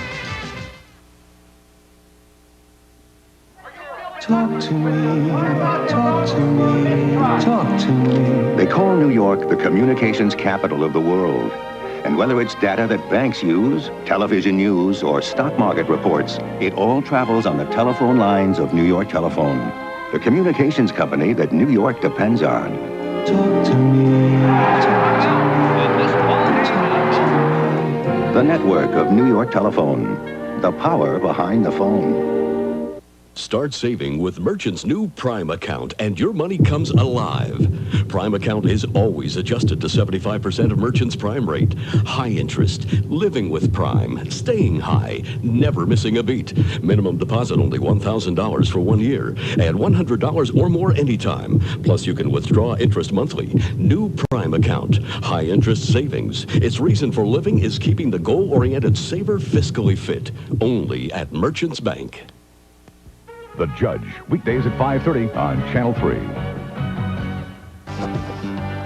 And welcome back to our studios in New York. Bob Costas along with Paul McGuire and Ahmad Rashad. A check on the scoreboard. Cleveland playing at home against Pittsburgh, and the score there 10-3 in favor of the Browns. The last time Pittsburgh won at Cleveland was back in 1981. Chicago has just gone to halftime at home against Tampa Bay. They have scoring runs from Walter Payton and Neil Anderson. Anderson, of course, on the horizon as perhaps the next great Chicago running back. Anderson's TD was a 27-yarder. Payton's a 1-yard plunge. For Payton, the 107th rushing touchdown of his career. He breaks Jimmy Brown's all-time record in that category. Green Bay playing at home against Denver. The game some of you are watching. Denver with the late field goal to close the margin to 14-3. A week from now, is this all we'll see in NFL stadiums? Talented dogs filling the emptiness? Who knows? Meanwhile, the Broncos have to worry about the 4 turnovers they were guilty of in the first half. Here's rookie Ricky Nattiel fumbling. Tiger Green recovers the bobbled punt, and Green Bay capitalizes with Brent Fullwood going over from 3 yards out to cap the drive, and they led 7-0 in the first quarter. Moving to the second quarter, here's Don Majkowski out of Virginia, their 10th round draft choice, the rookie quarterback, with his first ever NFL touchdown pass to Paul Ott-Caruth. It was 14-0 at that point. It became 14-3 after the field goal late in the second quarter. Cincinnati is playing at San Francisco, and the Bengals just got a field goal from Jim Breach. Did I say at San Francisco? That game is in Cincinnati. In any case, Jim Breach just kicked a field goal with 2 seconds to play until halftime, and Cincinnati ups their lead to 20-7. Boomer Esiason threw a 46-yard touchdown pass to Rodney Holman. Joe Montana, 38 yards to Mike Wilson for the sole score for San Francisco in that game. So the Niners lost last week at Pittsburgh, and they are losing at Cincinnati in week 2. You know, just looking at the Niners the last 2 weeks, the offensive line just not doing the job. Montana has to have time to throw. He's got some great receivers, but unless you have time to throw the football, you can't get it there. You picked San Francisco and Kansas City to make it to the Super Bowl. I may regroup right after the strike. As a lot of people will. Miami is playing at Indianapolis. The Colts have lost 13 consecutive games to the Dolphins, the longest such streak active in the league. Here is Don Shula, who is the winningest coach in both Colt history and Dolphin history. His team led 10-0 when Gary Hogeboom got Indy on the board with this 17-yarder nice catch by Matt Booza, and it cut it to 10-7. But Dan Marino has thrown 2 touchdown passes. This is his second of the day, and it's caught by the ever-versatile Jim Jensen, who is their 4th-string quarterback. He tumbles in for the 6-yarder, Marino's second scoring throw of the game. He has thrown 5 touchdown passes already this season. Washington is at Atlanta. Doug Williams has thrown a TD pass for the Redskins in relief of Jay Schrader. Scott Campbell has a 19-yarder for Atlanta. They're even up at 7 coming up to halftime in that one. Houston and Buffalo, they have gone to halftime at Rich Stadium, and the Oilers, who have lost 33 of their last 36 on the road, have Jerry Glanville and company in front, 17-13. Warren Moon with this 2-yarder in the second quarter to Drew Hill, and at that point, Houston had a 10-3 lead. They've sacked Jim Kelly 4 times in the first half, including this one as Jeff Donaldson got in from his defensive backs position, knocking Kelly's helmet loose and pushing Buffalo back to where they had to be denied a touchdown and settled for a field goal. Then Mike Rozier went to work on the subsequent possession, and he goes in from 8 yards out. He had better than 70 yards and a touchdown in the first half, and you remember last week against the Rams, Rozier accounted for 90-plus yards, the best game of his NFL career. And Philadelphia at home has the lead on the Saints 17-10 with a 17-point second quarter, including 2 Randall Cunningham touchdown passes, one to Mike Quick, another to Kenny Jackson. Stay with us. We'll continue on NFL Live following these messages from your local stations.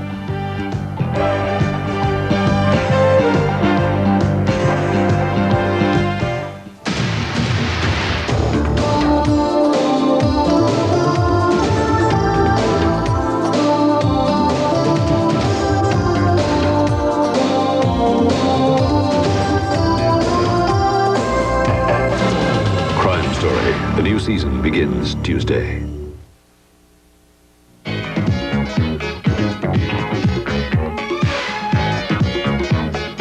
Roger Springfield and Steve Schnall, Channel 3 Sports. Midas introduces its new muffler, the Midasizer. Midas quality and reliability. Now for only $29.95, and it's guaranteed for as long as you own your car. Go, he's got to throw, he's got to throw. Drop it. All right, it's a pass and win. All right. Sports Bet, the football game. Buy one today and get the basketball edition free. Divorce Court, weekdays at 4:30 on Channel 3.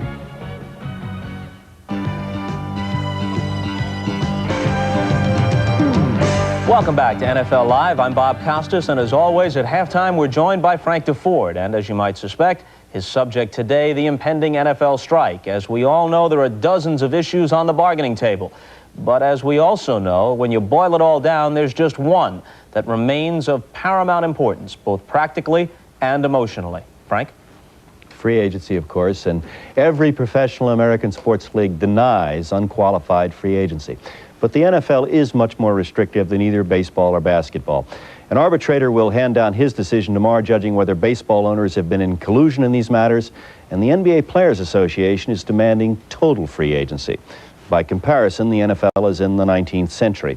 In any way, it is becoming more and more fashionable for constitutional authorities to maintain that it's downright un-American for any athlete to work where he doesn't want to.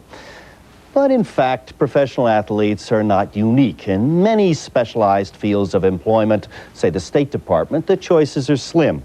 And as the federal judge pointed out last year in the USFL suit, it's not the NFL's fault that it's the only football league around. But unlike baseball and unlike basketball, the NFL is not a true free market. All the teams share equally in television revenue. Sellouts are almost guaranteed because few games are played and it's a season ticket sport. Losers are not financially penalized, nor are winners rewarded. In baseball and in basketball, bad franchises suffer in the marketplace, and thus bad owners are driven out of the game. But in the NFL, failure is institutionally protected, and a player unlucky enough to be drafted out of college by someone like Irsay, Bidwell, or Rankin Smith is stuck forever, his whole career, in some pigskin black hole. And that is why, if anything, the NFL should naturally offer more, not less, free agency. Limited free agency is nothing for competent franchises to fear. If after 4 years a football organization or a host community cannot convince a player that it's to his benefit to stay there, then that team really doesn't deserve to keep the young man. Now, some people say that Pete Rozelle should step in and help settle the mess. I say that the commissioner had almost 30 years to straighten out the constitution of the National Football League, to bring an essentially socialistic organization kicking and screaming into the free market.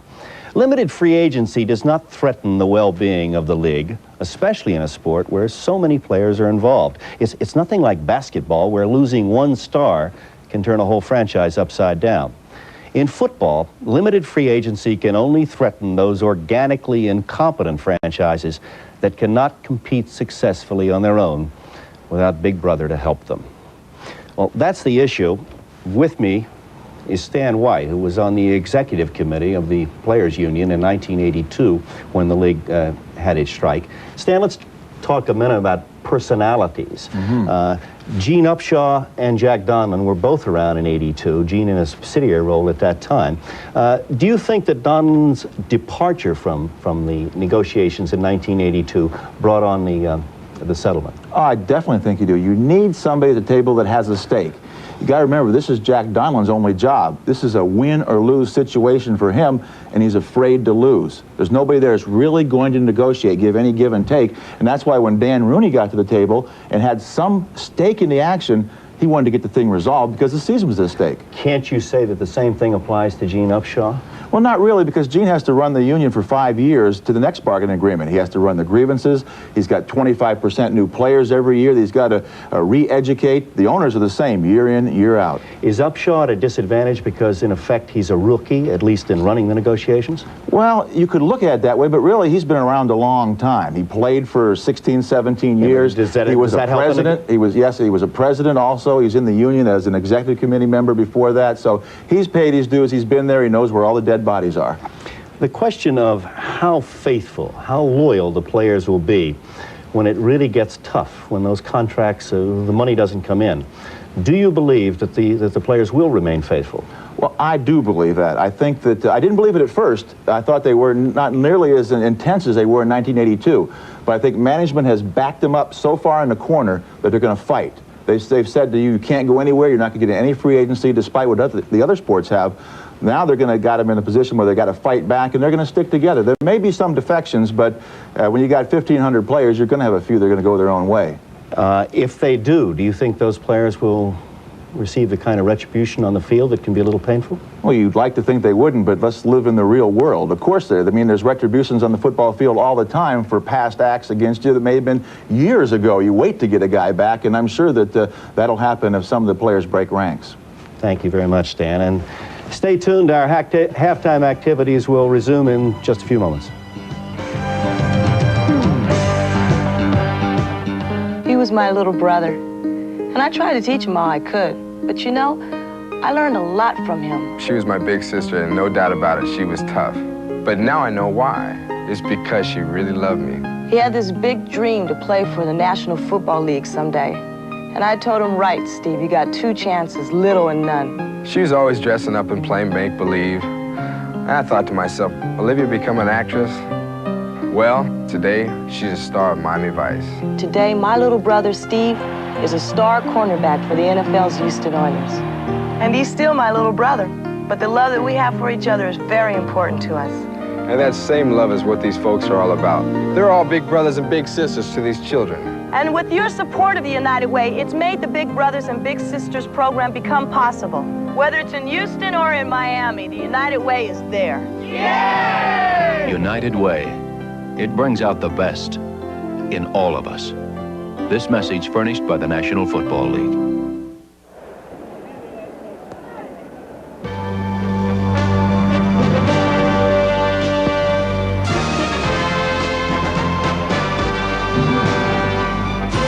Rich Stadium in Orchard Park, New York. This is Don Criqui with Bob Trump. He scored halftime. The Houston Oilers 17, the Buffalo Bills 13. Been a good football game. There's been some mistakes, Trump, but there's been a lot of action. I think we're going to see a lot of balls in the air in the second half. Yeah, you're right. Each team has taken advantage of the other's mistake. The penalty on Kelso that extended the drive for Houston resulted in points. The penalty on Houston in the latter stages of the first half resulted in points for Buffalo. I think Buffalo has figured a little bit out of the defense that Houston is running. So with that, they can build on something to do for the second half. For the Houston Oilers, they're not really playing their kind of game, but I got to remind everybody that last week against the Los Angeles Rams, they struggled for 3 quarters and got those 3 big turnovers in the 4th quarter and really ran all over Los Angeles. Yeah, and upsetting the Rams a week ago, the Oilers scored 17 points and shut out the Rams over the last 15 minutes. In fact, Houston was down, 16-3 with 7:40 left to play in that game. A very important aspect of the Oilers' improved play is the pass rush. It's coming a lot of different ways. In the first half today, they've sacked Jim Kelly 4 times. If that continues to happen, Houston wins the football game. Well, you're right, Don. There's no way to get around it. And the other point to make about that pass rush is that the 4 sacks that Houston has gotten today, all 4 times the player making the sack was totally untouched. So, and that's the design of the Houston Oilers defense. They want to try to free somebody up to get in there on a quarterback and turn them loose. Does the Oiler offense look a lot different to you? Not really, because Buffalo, I think, has done a great job on the outside receivers. Givens and Drew Hill have both caught passes on the same pass play about 4 or 5 times. So you can see Warren Moon's numbers, just 11 pass attempts in the first half. Not quite the way Houston likes to run its offense, but nevertheless, when you're ahead, you're going to change your mind a little bit as to what you're going to do offensively. Warren Moon and the Oilers get the ball to start the third quarter. This kickoff is brought to you by Budweiser.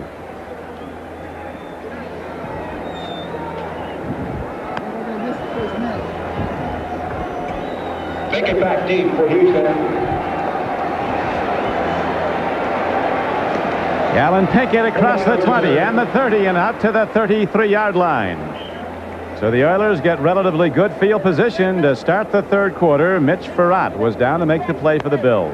Buffalo with the overall lead in total yards gain. The difference is the 1 turnover by the Bills and the 4 sacks that have been collected by the Houston Oilers. Time of possession pretty even. And actually, the Buffalo Bills defense has done a pretty good job. They have been able to slow Houston down, stop them on 1 drive at the end of the second half, end of the first half, the second quarter. Those numbers are relatively close. Most impressive drive, without question, Trump, had to be that drive by the Bills, 75 yards and just under 2 minutes to score before halftime. Get him back in the game. Here's Rozier running hard on a first down carry. He's out to the 38-yard line. Picking his way inside backer Eugene Marv got him. Excuse me, Rozier in the first half, 70 yards rushing, a 4.3-yard average.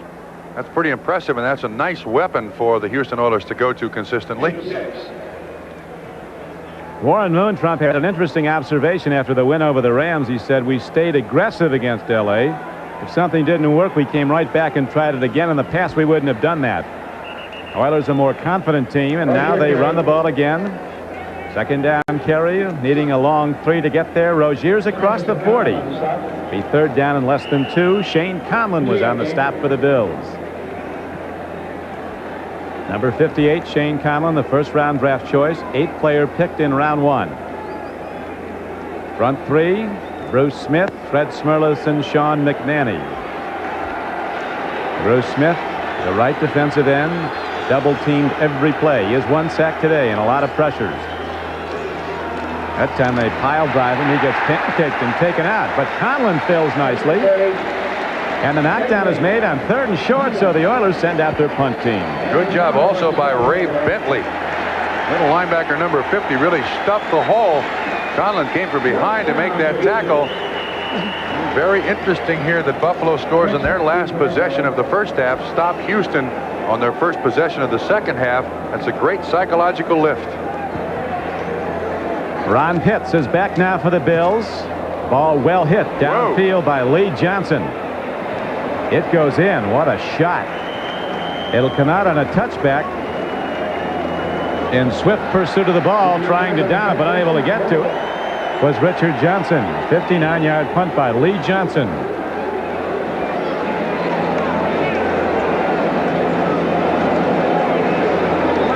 Now the Bills go on offense with Jim Kelly at quarterback. His main receiver today has been Chris Burkett, a 6'4" wide receiver from Jackson State with 5 receptions for 95 yards in the first half.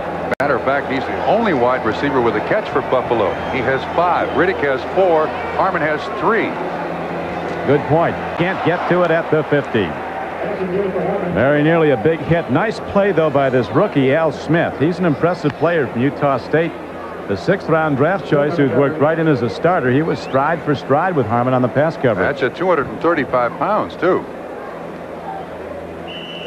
You'll see Houston put cornerbacks in single coverage and linebackers covering running backs 30 and 40 yards down the field. And Jerry Glanville doesn't seem to mind. He hopes the pass rush gets to the quarterback before the guy has a chance to complete it. So the Bills try to hit big on first down. Now they come to 2nd and 10. Swing pass, blocker in front, big block. Harmon turns the corner, dives ahead to the 27-yard line. Tenacious defense by the Oilers, though. Al Smith again on the play. Grimsley in pursuit. 7 yards. A gain of 7. It could have gone a lot farther than that. Well conceived play, though, by the Bills. Yeah, this is a nice call, too. When you're getting a fair amount of pass rush, a nice little screen out there can slow that pass rush down. You see 99 Doug Smith coming from the nose tackle, and he just kind of trips up Ronnie Harmon, and then Grimsley in to make the tackle. Smith on the play also after he was blocked.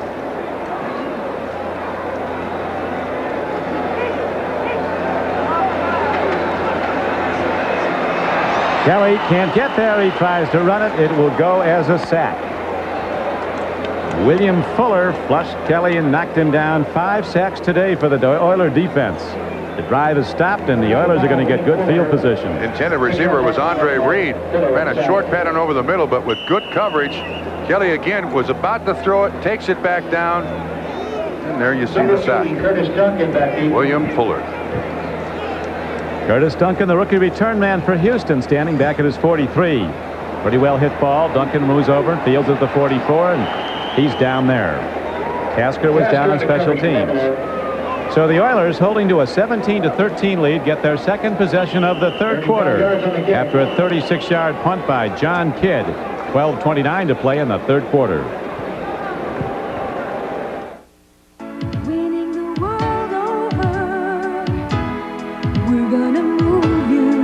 Make you smile. Have you driven a Ford? Winning the world over. A special look, you're moving in style. Have you driven a Ford lately? Giving it all you've got. You're moving ahead. Taking it one step better. You're taking that one step better. Winning the world over. Have you driven? We're winning the whole world over. Have you driven? Winning the world over. Have you driven a Ford lately? Snake River, Wyoming and Old Milwaukee both mean something great to these guys. The Snake River means fly fishing for lunker cutthroat trout. And Old Milwaukee means a great beer. Cold, crisp Old Milwaukee beer. And smooth, golden Old Milwaukee Light. There's nothing like the flavor of a special place. An Old Milwaukee beer. Old Milwaukee and Old Milwaukee Light. Fellas, it just doesn't get any better than this.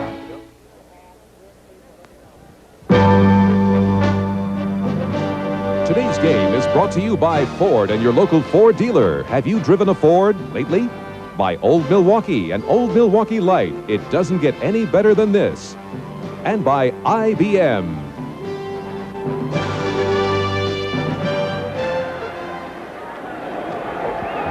Don Criqui with Bob Trumpy back at Buffalo. The Oilers have the ball for the second time in the third quarter. 17-13 score, same as it was at halftime.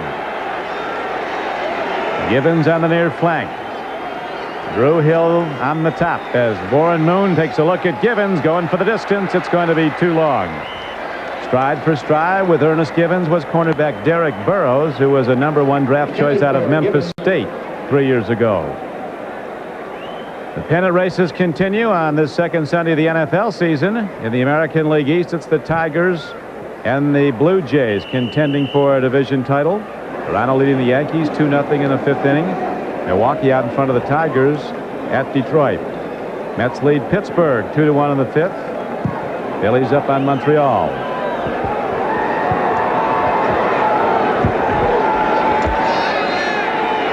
Second and 10 for Warren Moon and the Oilers. Bruce Smith. Bruce Smith eludes the block and hits 220-pound Ray Wallace head on.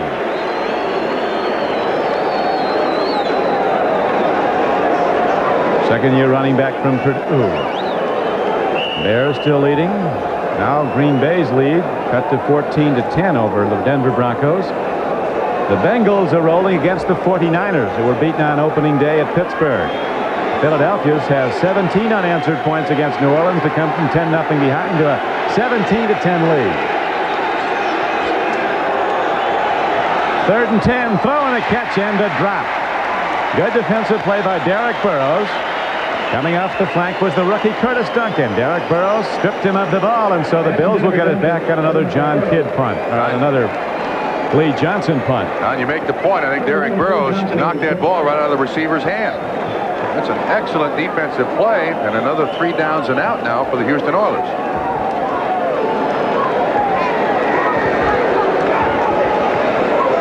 Lee Johnson, who kicked for a national championship team at BYU. Gets a high snap, but the big rush was not on. A line drive kick, and here comes Pitts with room to run it back. 25, 30. He's to the 35-yard line. Big ovation from a big crowd. The Bills will go on offense there. 1st down and 10. Eric Fairs came down to make the play for Houston.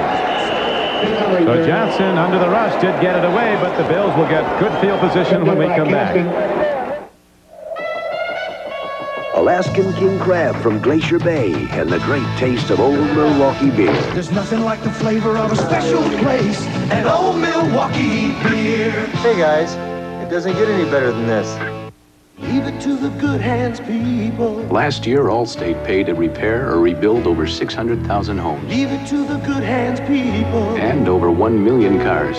All told, we spent over $20 million a day restoring the important things in our customers' lives. Leave it to us to help protect what's important to you. Your hopes and schemes, your plans and dreams. Leave it to the good hands, people. You're in good hands with Allstate. A member of the Sears Financial Network. For every number flashing by on the ticker, there's a buyer and a seller who found each other. Chicago pork bellies get an offer from London. Swiss francs are picked up in Dallas.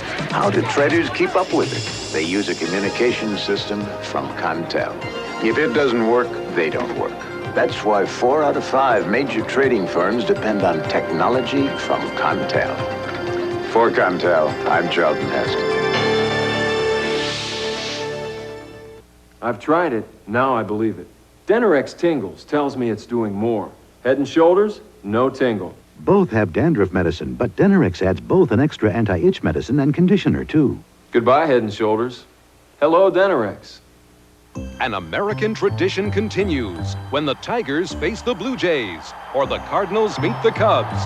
The memories are waiting next Saturday. At the beginning of this ball game, Don, we documented the fact that Houston's defense was very good against opponents' quarterbacks, allowing just 46% completion last year. To this point in the ball game, Jim Kelly has completed 59%. Jim Everett only had 34% a week ago for the Rams. Here's a handoff to Harmon. Blocker in front. Jim Richard cuts down a tackler, and then a punishing hit put on by the Houston defense. Short gain on the play. Now while we have a moment, let's go to NFL Live. Don, at one point in Cleveland, the Browns led the Steelers 10-0. That lead has evaporated. Here's Bernie Kosar to Kevin Mack, hit by Greg Carr. He coughs it up, and the veteran Donnie Shell picks it up and takes off 19 yards for the game-tying touchdown. Back to Don. Thank you, Bob Costas, and we're set to go now. The Bills have the ball. 2nd down and a long 7 coming up. Back to the run, back to Harmon. Turns the corner, moves put on, and he dives to the 40, got about 3. The running yards come so tough against this Houston defense. Since the first quarter, we've not seen Greg Bell, have we? He started the game, seemed to sprain his ankle. He went out. Harmon comes in and has played the entire game. Now, what that does to Buffalo is that Harmon is their 3rd down and long yardage situation guy out of the backfield. I'm wondering if those 7 carries have worn him down a little bit. He's not used to playing this much. Well, they expect him to be a great one. He's had a pretty good day today. His rookie season was a major disappointment here in Buffalo. Now the Bills on 3rd down along 5 go back to Harmon. There's blockers in front. Harmon turns upfield, gets some more. Look at that move as he goes for a 1st down. That's why he was a number 1. That was Ronnie Harmon, an Iowa Hawkeye. That was down by Donaldson. Excuse me, unbelievable play by Patrick Allen. The defensive back of the Houston Oilers, there was an offensive lineman in front of Harmon, and he had him dead in his sights, dove underneath the offensive lineman and is able to trip him up for a 7-yard gain, or he goes for a touchdown. Well, I know this, Trump. Your old friend Bill Walsh, who coached you at Cincinnati, had a Ronnie Harmon as an absolute must for the 49ers. They tried everything to trade up last year in the draft to get him. So the potential is there, and some big plays are there today. High throw to Burkett. That's how you lose receivers, stretching them out like that. Kelly doesn't do it often. Patrick Allen was covering on the play. Jim Kelly is a man who doesn't want to strike. He says he's got about 100,000 reasons a week why not. That's every week, not just this week. He has a big home in Sugar Land, Texas, suburb of Houston. He's building a 6,000 square foot home here. Someplace to hang his hat in both towns. What, are they going to practice in that place or what? Second and 10, Jim Kelly with the straight drop. Here comes the rush. It's coming hard. Kelly swings it out. Caught by Andre Reed. They rule him down at about the 48-yard line. Penalty down. Was there a late hit on Jim Kelly? Yes. It'll be tacked onto the reception. One thing about Jim Kelly, you cannot wear this kid out. Tough as a Texas boot.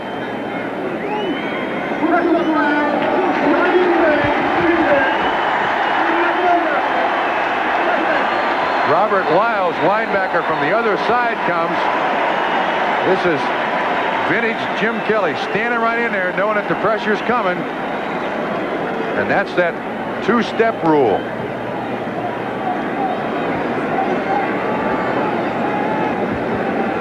So the Oilers, over-aggressive on defense, now give up some big yards to the Bills, who've advanced the ball with the penalty tacked down to the 33-yard line. Now, we just heard from the Buffalo bench, Greg Bell has a pulled groin. Will not see action the rest of the day. That's why Harmon's in there. It's a tough injury. They can keep that a long time. Oilers lead it 17-13. Been no scoring in the third quarter. Bad play. Can Kelly pick it up? He can, but he's in trouble back at the 45. So the Bills go to their bag of tricks, and it all blows up right in Jim Kelly's face. And what really turned the difference there was the penetration by the defensive front of the Oilers, who got to the man who tried to flip it back. Johnny Meads, I believe, is the guy who makes the penetration. Am I right? Is it Johnny Meads, 91? And the running back can't get control of it. The ball's on the ground. And he does the smart thing. Get down. Jim Kelly has one of the strongest arms in the NFL. He's going to need all of it to get a first down. Second and 32. It's a full heave with a drop back at 10 yards. 22-yard loss on an attempted trick play. Kelly gets out of trouble, throwing on the run. Look at that play, but it's incomplete. The Oilers right there to defend against Ronnie Harmon. The ball was on his numbers, but the ball was tipped away. Robert Lyles, a linebacker, was dropping back in coverage, and he made a huge play for Houston.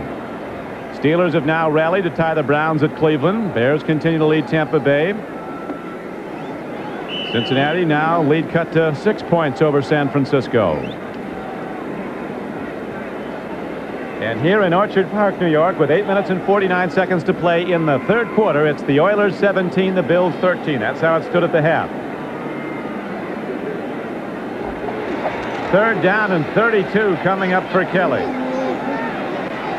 You need a pass to a receiver here and a broken tackle to pick up 32 yards on the third down. Oilers safeties 50 yards off the play. Kelly on the run, looking for the sideline, and he wisely slides to a halt, and the Bills will have to punt it. So the drive, which was aided by the penalty call against Houston, was cut short by a fouled-up trick play, and the Oilers will get it back and perhaps in pretty good field position. Jeff Donaldson was there to make the tackle on Jim Kelly. He's been all over Jim Kelly all day. A couple of sacks, pressured him a couple of times, and also follows him out of the backfield.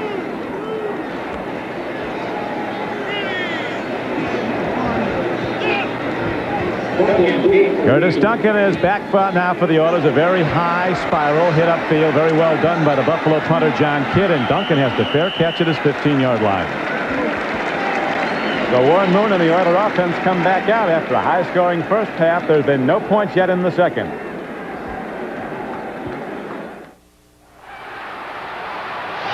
Your face takes enough abuse, so you need the Gillette Good News Plus disposable. Its Lubrismooth strip is designed to reduce irritation, so shaving feels so good. Good News Plus.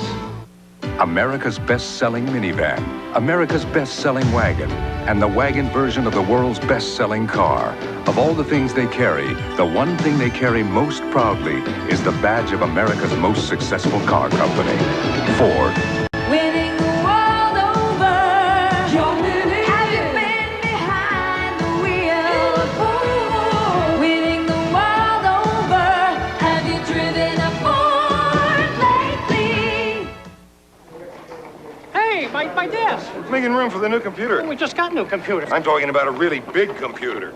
Is this big enough to run mainframe programs? Piece of cake.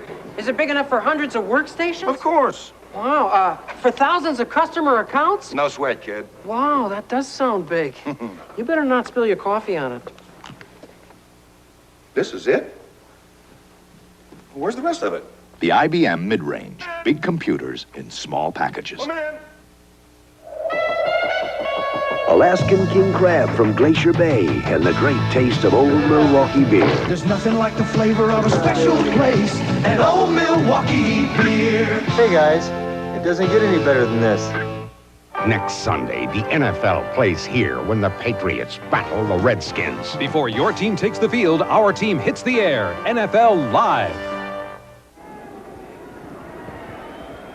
Back at the home field of the Buffalo Bills, Rich Stadium, it's Houston 17, Buffalo 13. Trump, a week ago, as we pointed out, Rozier had his best running day in the NFL of his 29-game career, 93 yards, and he's doing real well today. At 19 carries, 79 yards, he said after last week that he'd like to carry the ball 20 or 25 times every ball game. Last week, 20. So far today, 19 carries. He could become a workhorse like Earl Campbell was.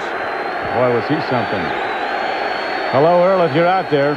You were only great. Here's a swing pass in the flat out to the 22-yard line as the game clock goes down to 8 minutes to play in the third quarter. The Tyler Rose was a thorn in a lot of people's side, wasn't he? 6 years, he averaged over 300 carries a season.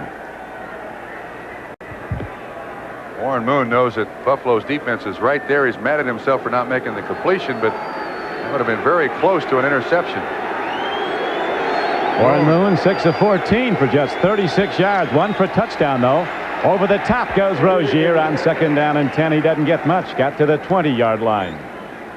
Coming up to make the tackle for Buffalo was Bruce Smith at defensive end, shooting over the middle. And the rising star at outside linebacker, Shane Conlon, 58. This has not been a friendly stadium for one Warren Moon. He had his worst game of his NFL career a couple of years ago here. Just unbelievably bad stats. I don't know why. He doesn't like Rich Stadium. Warren Moon has got to be very bright to handle all that's been thrown at him. He's on his 4th quarterback coach in the last 4 seasons before he's been there. Up snap goes to Rozier. That's a big play in their arsenal, and this time Rozier breaks it. The snap went directly to Mike Rozier, and he is down inside the 40 to the 38-yard line. They've worked that in the preseason against the Rams, and this time they enjoy their greatest success with it. A direct snap to running back Mike Rozier from the shotgun. He was positioned right next to Warren Moon, and it's a 41-yard gain. Ron Pitts finally makes the tackle.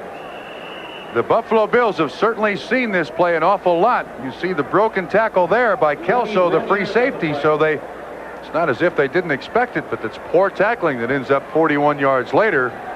The Houston Oilers' biggest gain of the day. Gifford Nielsen, the former Oiler quarterback who's here with the team, as one of their radio broadcasters said, look for it. I've been looking for it, and there it is. Big. Longest run of his career in the NFL, and now Alan Pinkett, small and elusive, so quick, darting up the middle into the heart of the Bills defense, and in a first down carry, he's inside the 30-yard line. Mark Kelso, the free safety, on the tackle. Once again, this is Marv Levy's biggest worry, that when a team begins to drive against Buffalo, they just seem to continue. That's a 12-yard pickup by Alan Pinkett.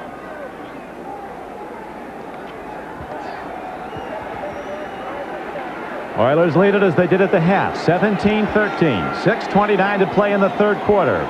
Oilers driving. Big play was the 41-yard run by Rozier. Moon gets time, and Moon makes the connection to Givens, and he's down to the 11-yard line. Ernest Givens off the flank, so very quick. Darting in the middle of the field, and Shane Conlon and Drew Hill mixed it up after the play. Hill's walking after Conlon. I think that's a bit of an overmatch. Drew Hill's 5'9", about 175, and Conlon's 235.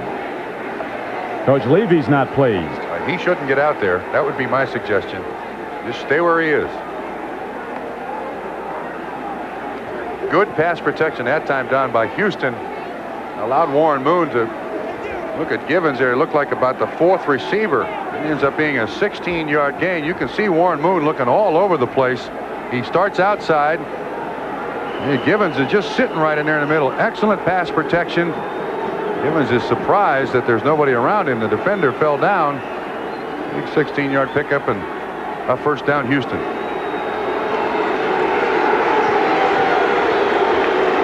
So now the Oilers are challenging, leading the game 17-13. First down and 10, just outside the 10. Moon on a called play, takes it himself. Penalty markers come in. Bruce Smith is infuriated. Now the players are starting up. McNanny in a fight, and the officials move in quickly, and so do teammates. We don't want personal foul calls. Bruce Smith swings away. Bruce Smith totally lost his composure. He's going to be out of the football game. Buffalo's best players going out, and so are some others maybe. Well, they all got their helmets on, so nobody's going to get hurt. Well, you know the guys, Trump, that have never been in a fight on a football field are the guys that take their helmets off. There's Smerlis with his helmet off. That means I'm out of this. You guys handle it. That was a busted play by Warren Moon. I think Mike Rozier went the wrong way. Rozier went out, Moon went out there to hand off to somebody, and Rozier wasn't there. Bruce Smith still going at it with, is it Doug Williams, 69, the guy he's been up against all day? Yeah, it is. Smith was absolutely infuriated when the play was going on. Somebody tackled him or something, and then he got up swinging. But it's going to take some time to sort this out now, get everybody back on the same page, but I think we're going to see some numbers done for the afternoon. And I think this is an NFL record. I think every official has his flag on the field. Let's watch again. Let's see if we can try to find out who may have thrown the first punch.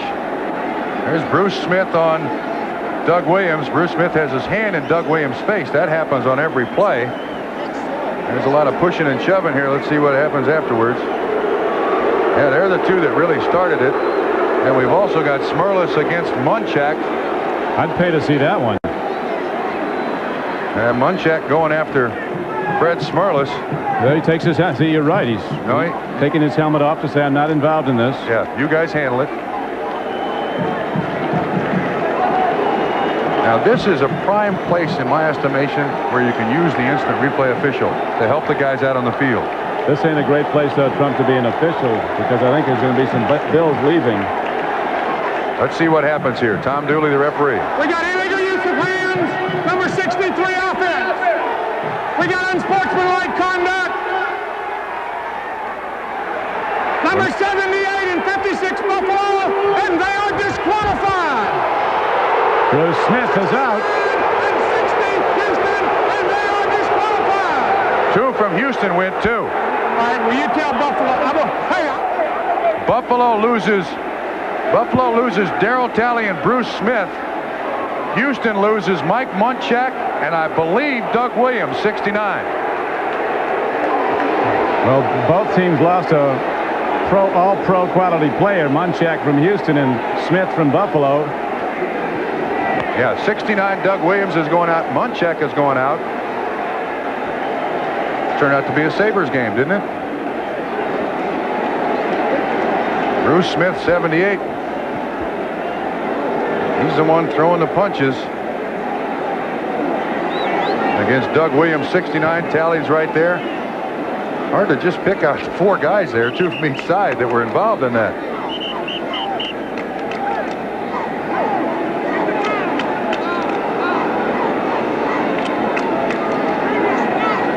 So Bruce Smith is done for the afternoon. Buffalo's best player on defense is out.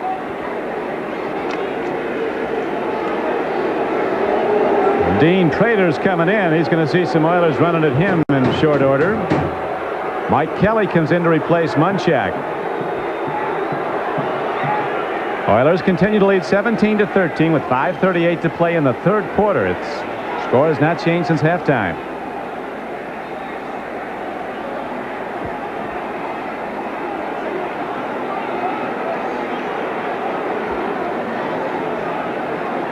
While there's a break on the field, it's been continuing now for 5 full minutes.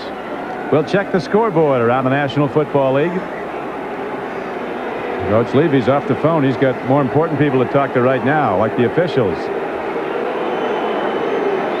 All third quarter scores, not a whole lot changing. Doug Williams is also out of the game.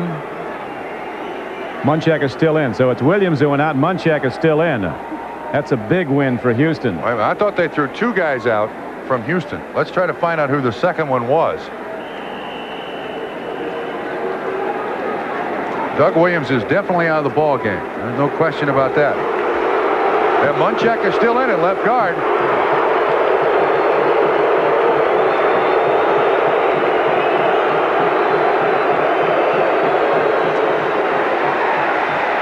Rozier tries the middle. People playing very spirited football as there's a knockdown made at the 9-yard line by Fred Smerlas. Now to NFL Live. All right, Don. Meanwhile, they're fighting things out in the National League East. The Cardinals are now in the 3rd inning at home, and they lead the Cubs 3-2. The Mets trail by a game and a half, and in the 6th at Pittsburgh, they lead the Pirates 3-2. Strawberry and Howard Johnson have home runs. The Expos are 2 games back. They're playing at home, and in the 5th, they trail Philadelphia 2-1. Back to Don Criqui, Bob Trumpy. Oilers ready to go. Here's Rozier, knocked down in the backfield. Coming up to make the play was Bruce Mesner, a rookie nose tackle from Maryland, an 8th-round draft choice. Very big play as Rozier's having a career day. Now Scott Radisick coming up, 97. The linebacker comes in. He was a former Kansas City Chief, picked up off the waiver wire. The defensive coordinator for the Bills, Walt Corey, is a longtime Chiefs assistant. Radisick on a call defense, shot a gap and made the play. So the Oilers try again now. It's 3rd down. 3rd and 9 for the first down. 3rd and 10 for the touchdown. Moon stands in. He throws. It's overthrown to Haywood Jeffries.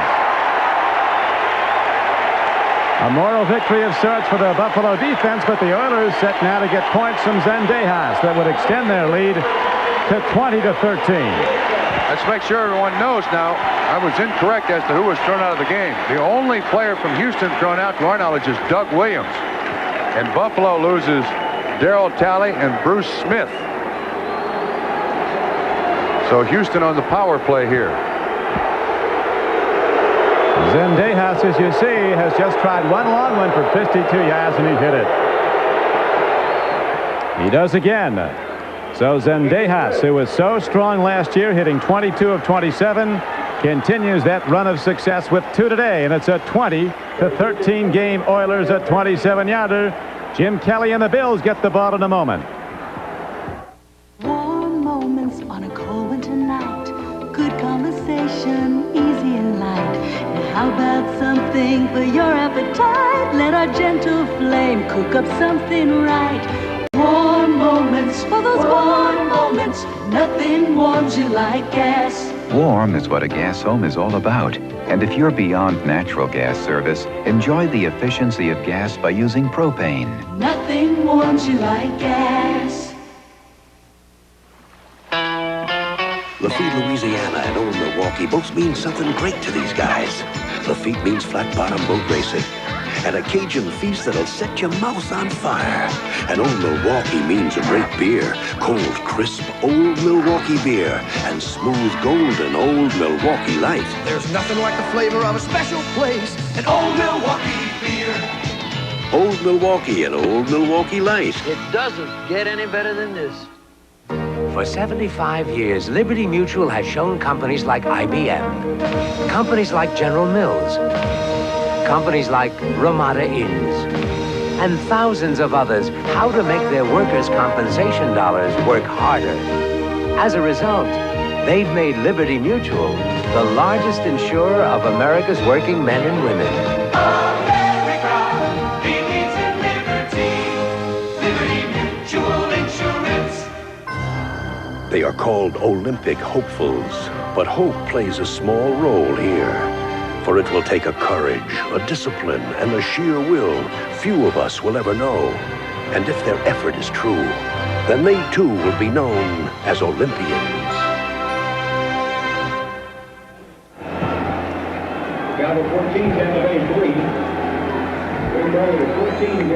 Set to go now. The Oilers take it down, get the field goal from Zendejas. And now Lee Johnson's ready to kick it off again for Houston. Rob Riddick is the deep man for the Bills. Boom.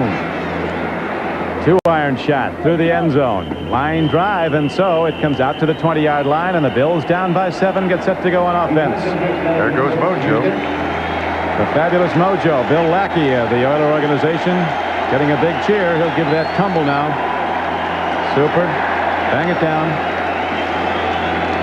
Been doing it for years. Hasn't been on the IR yet.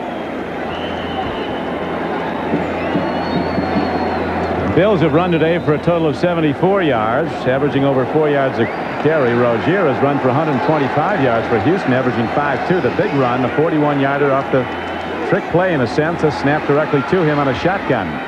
Throw over the middle, a nice hit put on by the Oilers. Steve Brown comes across, and the receiver slow getting up, Andre Reed.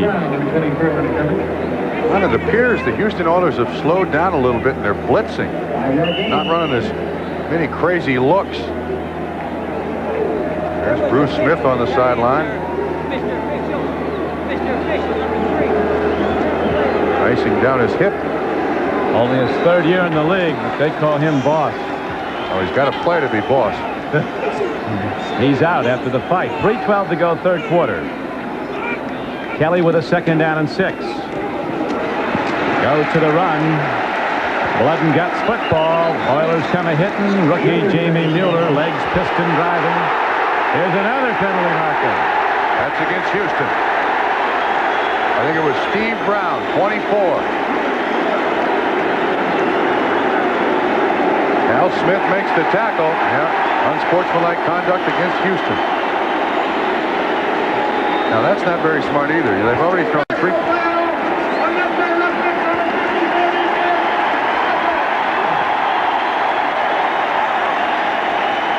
He say 24 54. I think it was 24. It was 24. After you throw 3 guys out, you know the officials are going to try to get control of the game.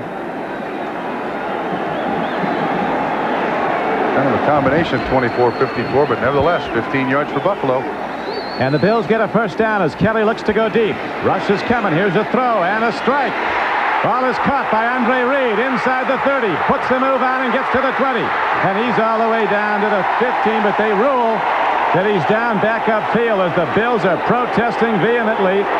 It will be a 1st down gain down to the Oiler 40-yard line. Now, wait a minute. Now, I don't think he was touched. Marv Levy, he's pointing. He wants the officials to look at it. Yeah, absolutely. This is a good call for the instant replay, although the guy who marked downfield where it happened has already moved. I don't think he's touched. Not touched. Absolutely not touched. We're going to have an overcall here. We still got the referee all the way down the field here marking where he went out of bounds. It's going to be at that yard marker, whatever it is. Let's see if they call for a review. Yep. The umpire's talking. The guy standing over the ball. That's the referee. The umpire is standing over the ball, and he's listening. Here we go with a review. I think the Buffalo Bills are going to get another 20 yards. And you bet they're going to call whistle. And this is ridiculous. This is the way out of the replay. If he doesn't come back first and say the whistle blew, then they go to the replay. Now, there's no way in the world anybody can blow the whistle on this play. They may mark it, but there's no touch between offensive player and defensive player there. None. But as you point out, Trump, the catch-all to get out of it is to say the whistle blew. How can the whistle blow in a split second like that? Absolutely. The whistle is out. they're going to get an extra 20 yards on this one. It may take us a while to figure out exactly where the yard marker is, where the ball belongs, but now there were 2 calls that went against the Bills last week that their people protested to the league office, and the league office said the Bills were right in their protest, but it's too little too late. It's in the book when the gun goes off. Oilers are leading 20-13. The umpire is the man with the sophisticated hearing device. I believe Art McNally is the replay guy here. He's the head of officials. Tom Dooley talking to the umpire, and you see the side judge is kind of protesting a little bit here. Let's see what happens. Is also this here. Better not be a whistle. The runner was knocked down by defensive contact. There was a whistle. There we go. There's no way a whistle blows. There's no way. That is an absolute cop-out. Bob Rice is the replay official.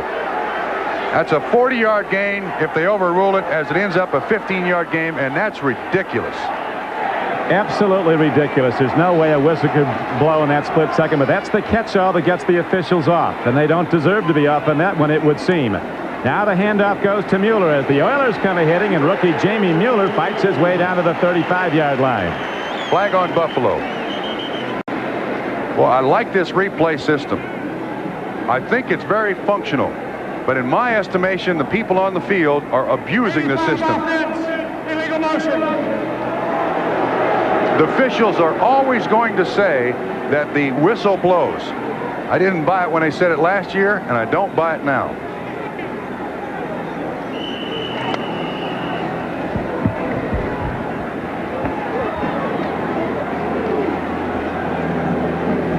Things get a little crowded there. It was a violent game.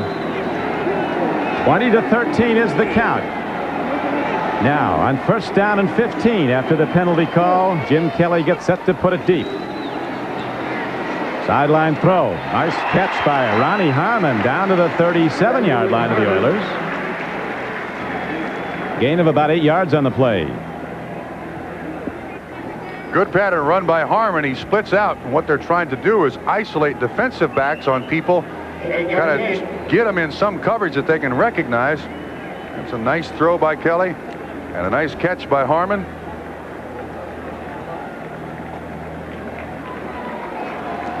Metzlars, the tight end, aligns left. Oilers have done a good job taking Burkett out of the game so far in the second half. He caught 5 for 95 yards, you'll remember, in the first half. He's at the top of your screen, 85. Kelly looks. He throws. Ball took off on him. Might have been tipped. It was incomplete. 1:36 to go in the third quarter. Steelers and the Browns tied up 10-all in the third quarter. Bears fighting hard to stay ahead of Tampa Bay. They may be playing until after the strike deadline. Look at this. 49ers have come back to tie Cincinnati.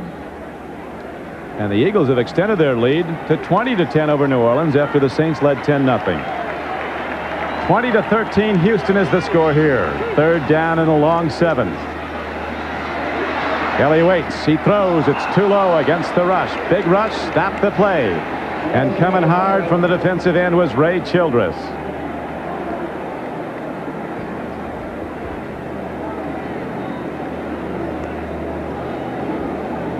So a wild drive, and finally the Oiler defense stops it, and the Oilers will get it back on a punt.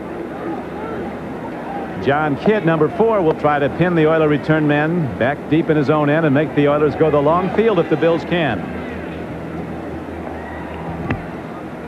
High spiral, well hit to the near sideline.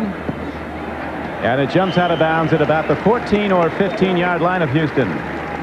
And so the Oilers go back on offense, 1st and 10. They have the only points of the second half, and that was a field goal here in the third quarter. On just 22 yards, but it did pin the Oilers back inside their 15. Tonight, NBC brings great family television home to you, starting with Our House. Then 2 great comedies come your way with Family Ties and the series premiere of My Two Dads. Then G. Gordon Liddy, L.A. Law's Jimmy Smits, Sam Jones, and Lyle Alzado star in the NBC world premiere movie The Highwayman, all tonight on NBC. Boy, that sounds like a combination. Lyle Alzado and G. Gordon Liddy. Oh, they shoot each other. Rozier breaks it for the moment, then a good open field tackle. Coming up to make the play was the strong safety Lawrence Johnson, who was formerly a #2 draft choice of the Cleveland Browns. Out of Wisconsin, he was a consensus All-American player there.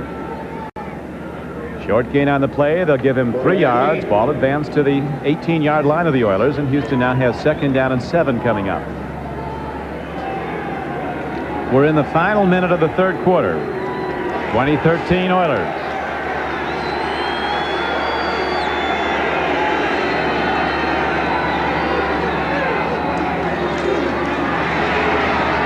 Dump to Rozier. Mike Rozier is hit. Coming across to make the play was linebacker Scott Radisick. Rozier has been busy in this ball game. He's over 20 carries. He's been the intended receiver on an awful lot of passes, and I think that's what they would like out of Mike Rozier every given week. Be a real durable back, a real mule they could go to, carry the load.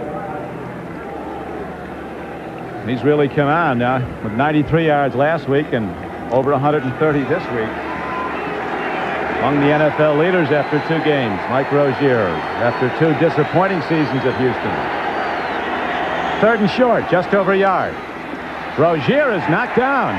But did he get there with the spots all important? It appears that he did. Inside linebacker Eugene Marv shot the gap for Buffalo and made the head-on hit, but the all-important line mark now from the linesman. Scott Radisick right there, too. Good double-team tackle by Marv and Scott Radisick up the middle.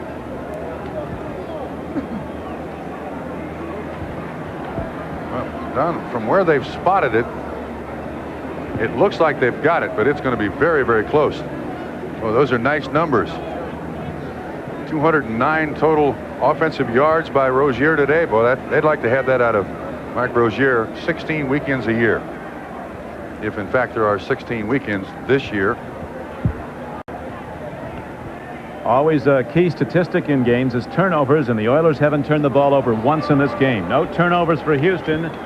Just 1 for Buffalo that the Oilers subsequently turned into a field goal. That was the interception of Jim Kelly.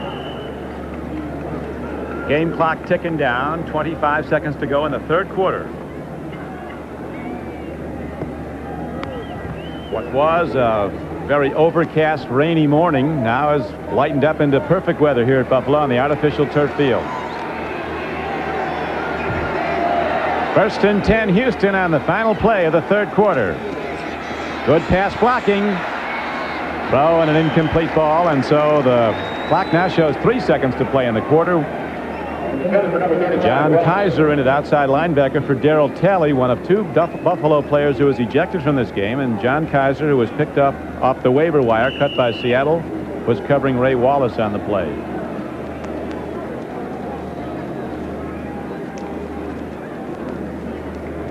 Larry Felser, a well-known football writer here in Buffalo, had an interesting observation on the strike. He said, "I'd like to sympathize with the players, but that $230,000 average salary keeps getting in the way." Yes, $100,000 a week in the case of Jim Kelly.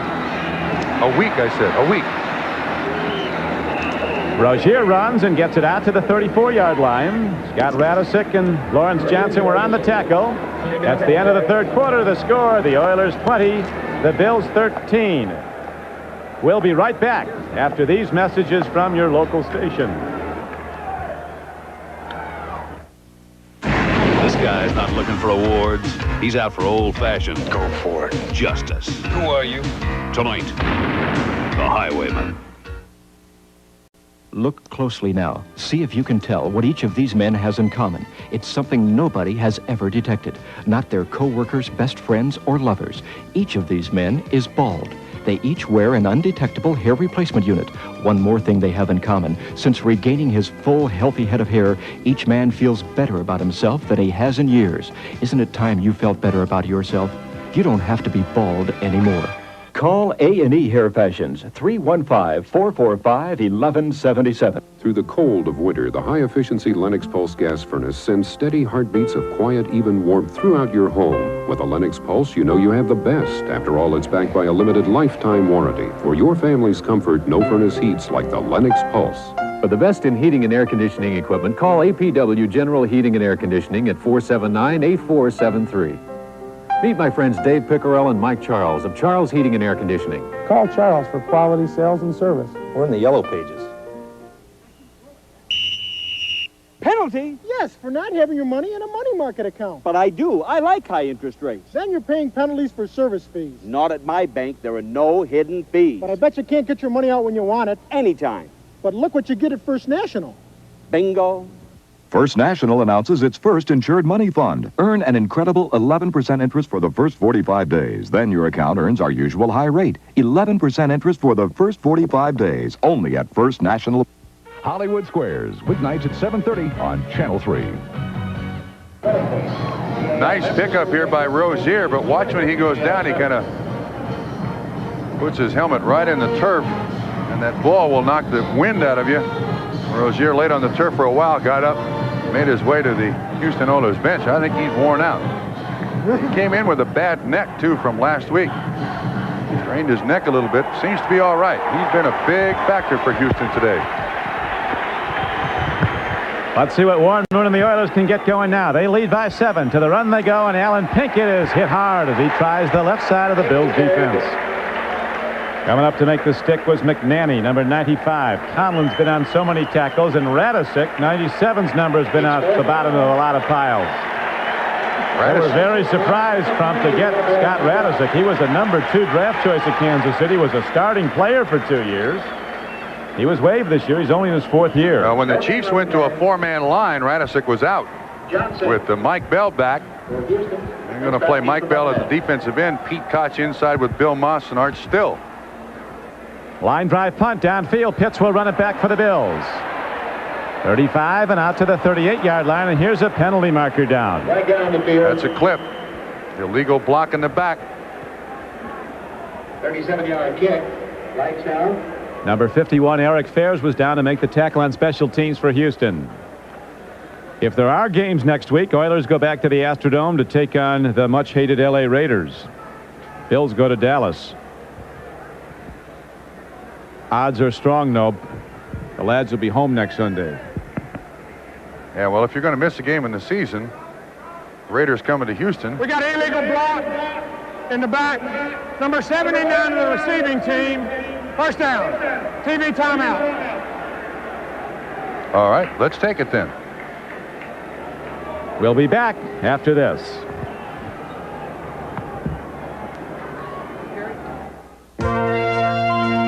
No better value? Absolutely. Our new Tandy 1000 HX is made in the USA and designed to be one of the easiest to use PC compatibles ever. And it's priced for the home. Just how easy is it? Turn it on, it's ready to go. The whole family can use it for education, games, and budgeting. We even give you 7 programs to get started, including word processing, filing, and spreadsheet. Easy enough, no better value. Tandy Computers, because there is no better value. Only at Radio Shack. Every 3,000 miles, you can change your oil yourself, leave your car at the dealer, spend all day at the service station, or drive into Jiffy Lube with no appointment. In 10 minutes, the J-Team will change your oil with quality Pennzoil, replace the filter, lube the chassis, fill the important fluids, 14 quality services. Jiffy Lube turns an all-day oil change into a 10-minute family reunion. Welcome to Jiffy Lube. We'll take care of you like family.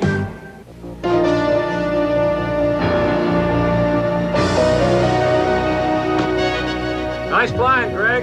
Thanks. So, you're really not going to do another tour? Nah, Susan and I have made plans. You're going to miss this place. Murdoch, my mind's made up, all right? Then I guess you're going to want this. American accepted me. Looks like I'm going back to flight school. I hope they know they're getting one of the best. When you're something special, people know it.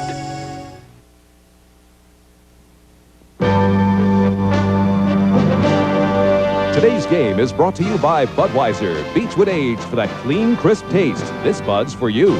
By the Energizer Battery. Good times never lasted longer. And by American Airlines. Something special in the air.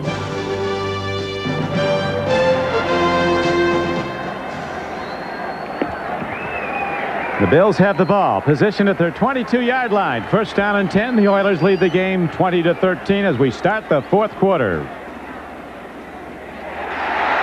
Jamie Mueller, that rookie running back. Looking like he belongs in the big time. Takes it out for a first down to the 34-yard line, a 12-yard gain.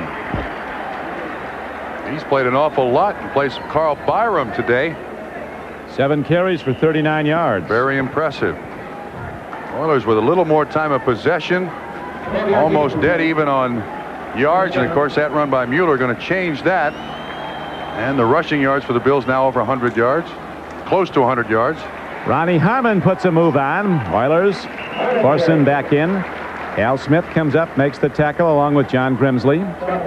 Cleveland has extended its lead now over Pittsburgh, breaking the tie. Bears still holding to the advantage over Tampa Bay. Miami seemingly in command at Indianapolis. Tom, when this game started, we were talking about the Oiler defense and the job they've done against quarterbacks. Well, Kelly today has completed 56% of his passes, much above the average that Houston generally allows.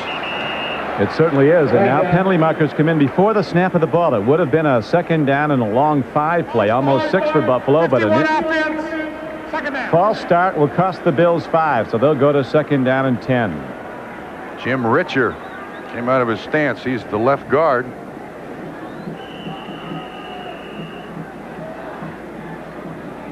Kelly's numbers for the day: 17 of 30, 195 yards, 1 touchdown and 1 interception.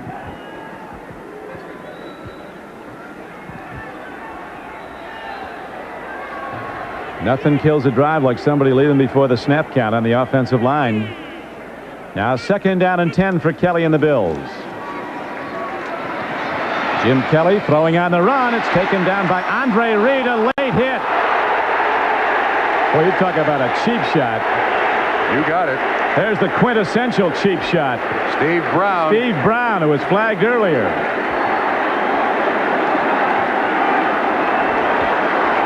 There's no question about that one. If it's flagrant enough, they can throw him out. That's true. That's got to be close. Driving the shoulder into a down receiver's face.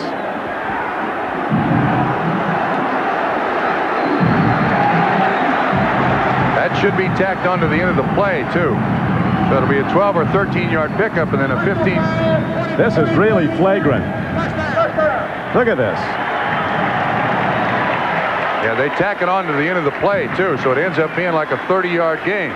That's unnecessary. Steve Brown is an excellent player. He's a very good player. You get a reputation like that with cheap shots, and all of a sudden, it doesn't make any difference how good a player you are. You stay home for Pro Bowls. It's a 13-yard catch and a 15-yard penalty, ends up being a 28-yard gain.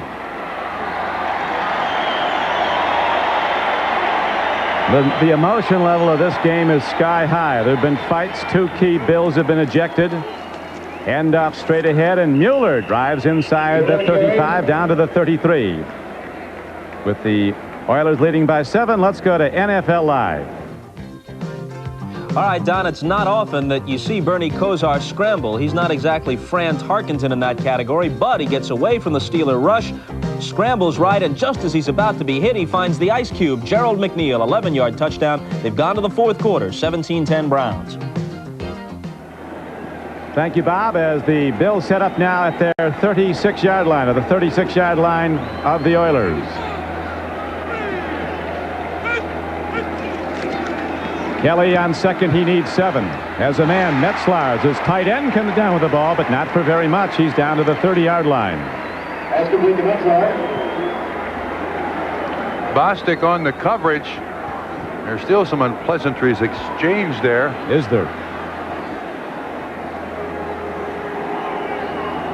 There's Brown on the coverage on Andre Reed, 24 on 83. Now comes over to assist on the tackle. Not exactly sure what you'd call that. But they're down at about 3 or 4 now. And Houston has taken a timeout.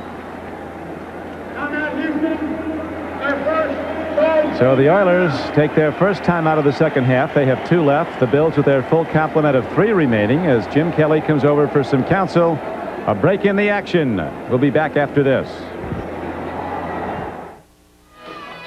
One rockin' evening at the Silver Bullet. This band sure is loud. Oh, thanks. I just bought it. Want to dance? No, they got Coors Light. can't hear me, can you? I think you're beautiful. In fact, I think you look so hot in here, isn't it? Of course, it's not so much the heat as it is the humidity. No slowing down with the silver bullet tonight. If your home was destroyed, would your insurance pay to completely rebuild it? Fact is, even with an inflation clause, your policy may not cover today's higher rebuilding costs. Leave it to the good hands, people. Allstate can make sure you're protected. With an Allstate home replacement cost guarantee, we'll pay to completely rebuild your home, no matter what the cost. You're in good hands with Allstate. A member of the Sears Financial Network. When you're working on your American dream, you want it to last forever. Andersen Windows have helped build American dreams for over 80 years. We take the time to build the best. That's what we've always been. Come home to quality. Come home to Andersen. Where can you go to buy Andersen Windows? Call 1-800-255-2550. This guy's not looking for awards. He's out for old-fashioned. Go for it. Justice. Who are you? Tonight, the Highwayman. With Bob Trumpy, this is Don Criqui back at Rich Stadium as the Buffalo Bills have the ball down to the 31-yard line of Houston. The Oilers lead the game 20-13 with 11 minutes to play in the fourth quarter. Bills have not scored in the second half. Oilers with only a field goal since the halftime. Watch the blitz here, Don. Houston's showing it. Penalty markers down. Two of them down. Long ball. Man's open. Ball is taken by Riddick and he loses it. But the markers are down at the line of scrimmage. Kelly's clapping his hands. He sees one official and one flag, but there's another one down at the other side of the field. I think it's offsides against Houston. Well, that's what it is. Very observant. So penalties have really hurt the Houston Oilers, especially in this drive. Personal foul by... Offside! 95 defense! First down! That's against William Fuller. Warren Moon had 310 yards against one of the NFL's best defenses, that of the Rams. Warren passing the ball last week, but Bills have held him, as you see, to 57. Hey, he didn't like Rich Stadium. 1985, he had a game where he was 3 of 14 for a grand total of 22 yards and threw 3 interceptions. Let's see what Kelly does here on first down. Bills down by 7. 10:54 to play in the game. To the run to Jamie Mueller. I think you're going to see a lot more of that 39 as the season wears on, if it wears on. The rookie runner from Benedictine, who was drafted in the 3rd round. Made some big plays for Buffalo today. Extra defensive back now comes in for the Oilers. Richard Johnson comes in, a #1 draft choice in '85 out of Wisconsin. 17, Denver 10. Linebacker Al Smith goes out. A gain of almost 4. Excuse me, Trump. They got to pick up this blitz now. It's going to come from somewhere. Pitch back to Harmon. A weaving and a running, and Harmon cutting back. Look at the moves by Ronnie Harmon, reminiscent of the greatest runner that ever played here in Buffalo, O.J. Simpson. He takes it down very close to a first down. Excellent block out front by Tim Vogler. Bolden was out there to escort Ronnie Harmon as Smith is down on the field.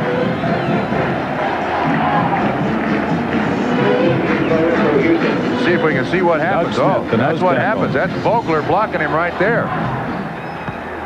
Really put him right to the ground, and then Ronnie Harmon gets fancy.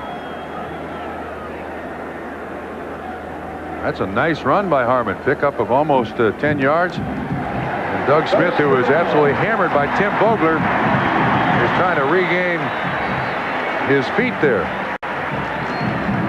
So while Doug Smith has attended to, there's a break in the action. Back with the Oilers leading by 7. You've probably heard that Coors isn't pasteurized. Well, it's true. It's also true that Coors is the only major brewer who won't pasteurize any of their beer. The reason? It's taste. See, when you pasteurize something, you heat it. And heating hurts the taste of beer. So Coors purifies without heat. That helps make Coors a little less heavy, never bitter, but with all the spirit of a great beer. So when you want a beer, it's just plain better. Coors is the one. What's the longest lasting battery you can buy? I'm gonna surprise ya! New Energizer! Say I'd surprise ya! New Energizer! It's up to test! New Energizer was best! Lasted longer than all the rest! Too right! New Energizer! New Energizer! It'll surprise ya! It'll surprise ya! Laboratory tests prove in most devices, Energizer lasts longer than any other battery. New Energizer. Aye. Engine repairs are not cheap, but they may be preventable with Fram WearGuard oil filters. A leading consumer magazine rated Fram best. So pay a few dollars now or a lot later. Take good care of your car, but forget your brakes. Might as well do this. Bendix brakes pass tougher tests than any law requires, so think about Bendix. The sooner, the better. Next Sunday, the NFL plays here when the Patriots battle the Redskins. Before your team takes the field, our team hits the air. NFL Live. From behind this play, watch Jamie Mueller. He's the one who hits Doug Smith, and then Vogler out in front also has an excellent block. Doug Smith remained on the ground. He got up under his own power and went to the Houston Oilers bench, but that's a nice 10-yard pickup by Ronnie Harmon. And the Buffalo Bills, a fine drive here, started at their own 22. This is a good one here in Buffalo. Oilers holding to a 7-point lead. Bills challenging. Back to the run. Riddick taking on tacklers. He's down close to the 10-yard line. A lot of time remaining with the Oilers in front by 7. 9 minutes and 40 seconds to play in the game, and the clock running.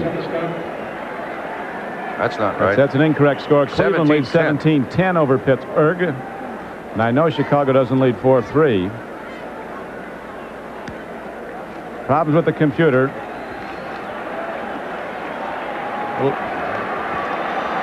Computer went down. That's why the wrong numbers. Here is a handoff to Harmon. He's down to the 8-yard line. Oilers toughen up as they're back to their goal line now. Leading the game by 7 is Houston. Third down arises for the Bills. It'll be third and about a yard and a half. Johnny Means made that tackle from the backside down, ran down Harmon from the backside. Oiler defense seems a lot quicker, Trump, than in years past. Well, it also is part by alignment and the fact that you really don't know who's coming from where. This is a dangerous down here for Buffalo. Watch for the blitz. Here they come. Kelly throws. Man's open. Touchdown, Buffalo. What a play.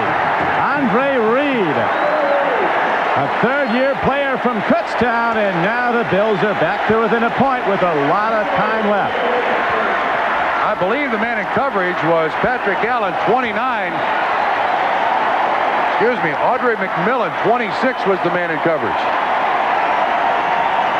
And when you can pick that blitz up, what it does is put those cornerbacks and safeties out there in single coverage.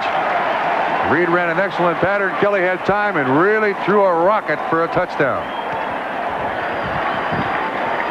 So Jim Kelly with 2 touchdown passes in this game. Now the extra point attempt by Scott Norwood.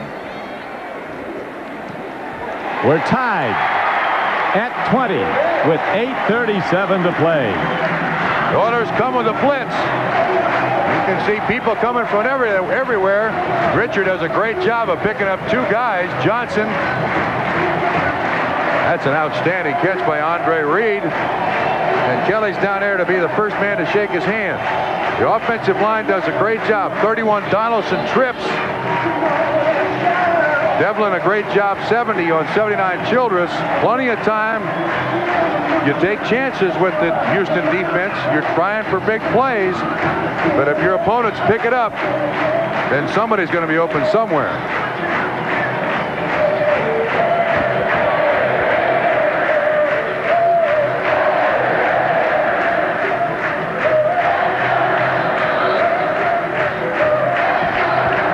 Like a rock concert.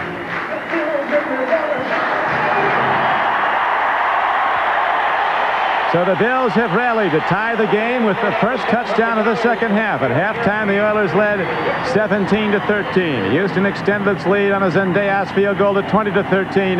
Now that long sustained drive by Buffalo, 78 yards in 10 plays. Kelly DeReed on the payoff end, a 9-yard throw. And it's a 20-20 game with 8 minutes and 37 seconds left to play. Realize the biggest play in that drive was a penalty on Houston. That's right. Here's the high spinning kickoff. Alan Pinkett crosses the 10, and look at the special teams play as everybody is emotionally lifted by the Buffalo score. Riddick comes down. Also on the play for Buffalo was John Kaiser, number 52. Now it's up to the Bills defense. The Bills offense now has the momentum. Emotionally, they're very high. Now the Bills defense got to try to get Houston 3 plays and out.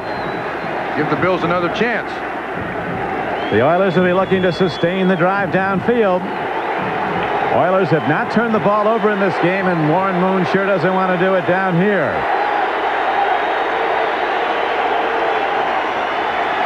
Gambling lets her rip. Man is open. They give him the catch. A beautiful completion. Ernest Givens on a line drive throw goes sky high and comes down with the ball. What a play for Houston. A 22-yard gain. Derek Burrows, the man in coverage. Givens gave him a great move upfield. First foot, second foot. Isn't that something? Wow, that's a beautiful catch. Absolute perfection on the football field. Moon puts this thing out there. And this thing comes in fast. Stretches the receiver out a little bit, but first down. And the Oilers move it out now to their 40. Moon wants some more. Man wide open, tight end Jamie Williams on the run. Inside the Bills 40 and down to the 37-yard line. So on 2 passing plays, the Oilers get out of jail and advance the ball now to where they're challenging in this tie game. 25-yard gain to the former Nebraskan Jamie Williams. Good play action fake by Warren Moon. And actually, the tight end, Jamie Williams, goes right by Scott Radisick, who had the coverage, who replaced Darryl Talley, who was thrown out.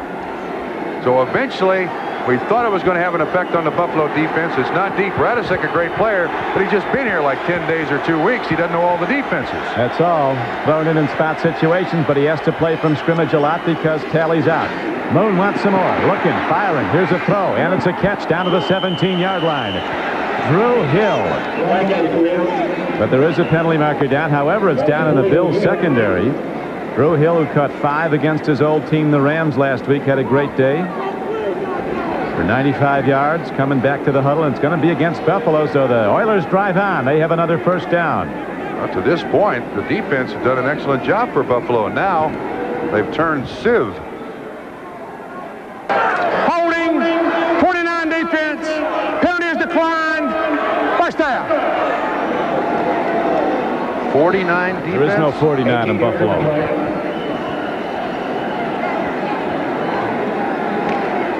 Cincinnati holding to a very tight lead over the 49ers. Closest one we can figure out. Philadelphia over New Orleans. That'd be Lawrence Johnson, 48. Nevertheless, first down Oilers. Oilers challenging. Here's the run. Rozier takes on the middle of the Bills defense and slides on down to the 12-yard line. Ray Bentley, a 245-pound inside linebacker, made the stop on Rozier, who's having his biggest day in the NFL. Mike Rozier has run it 17 times for 143 yards, as you see, in a touchdown. 27 times. 27 times. So the Oilers respond very positively to the long Bill drive that resulted in the game-tying touchdown. Now the Oilers are looking to take back the lead. Fake to Rozier. Into the end zone. Touchdown, Ernest Givens. Only great. Another perfect throw-catch combination. Moon to Givens, and the Oilers take the lead 26-20. Again, great play action. Held the linebackers at the line of scrimmage. And if you can create that dead spot in coverage between the linebackers and the defensive backs, there's a nice little alley for the quarterback to throw it. Givens runs the crossing pattern. You see the linebacker just kind of sitting there. They're held at the line of scrimmage because of the play-action fake. It turns out to be an easy completion. Kelso makes the tackle. Extra point is good, and so the Oilers really show their stuff. After the Bills drove down and tied the game, Houston on the away field goes right down the field. They went right to the right arm of Warren Moon, and finally it was that right arm that took him into the end zone. 4 big throwing hits in this drive, and Ernest Givens comes down with the ball. It's 27-20 with 6:27 to play. Oilers kick it off, and we come back.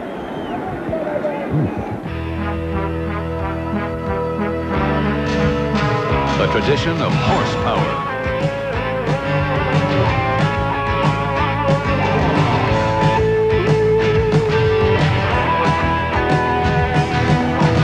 Budweiser and the king of beers.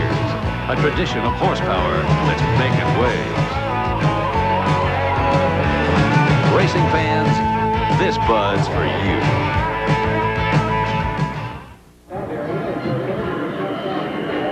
With Bob Trumpy, this is Don Criqui back at Rich Stadium in Orchard Park, New York. The Oilers on a sustained drive have taken it down the field, and they have now gone in front 27-20. Hard kickoff downfield. It goes into and out of the end zone. Well done by Lee Johnson of Houston, and the Bills will start from their 20. Buffalo trailing the Oilers 20-13 or 27-20. Don, we'll look at that play again from the end zone, and you can see the effect of a good play-action fake has on the linebackers. 97 Radisic, 50 Bentley. Watch, Bentley's got to wait to see if he's going to hand it off. Just him following the tight end, that creates the gap behind the linebacker. And there's where Givens is for a touchdown. Beautifully designed play, well executed. 82 yards in 5 plays. Just over 2 minutes. Warren Moon hitting on 4 of 5 throws in the drive. Here's Kelly looking to get some right back. He gets time this time, loops it downfield. It's intercepted by Houston. Donaldson, the free safety, looks like the man who came down with it, and so the Bills are stopped and the Oilers in position to maybe nail the lid on. Now I can tell you once again that Jerry Glanville defense, they're trying to disguise what they're doing. And what happened is a misread by Jim Kelly, and all of a sudden Donaldson's there as a free safety to pick it off. You'll see Donaldson, you can see him right at the top of the screen. You see his feet. His responsibility, read the quarterback's eyes. When he sees Kelly going for that receiver coming across the middle, Andre Reed, Donaldson frees up, jumps right in front for the interception. Ball was just too high, Trump, and now the Oilers, with an excellent defensive play by Donaldson, have the ball at the Buffalo 21-yard line. Moon's looking for the end zone. Jamie Williams can't hold on at the 11-yard line. Well, if he didn't want to throw it to him, Ernest Givens was open right behind him again. Wide open. And I think Ernest will make that point when he gets back to the huddle. Yeah, they may come right back with that one.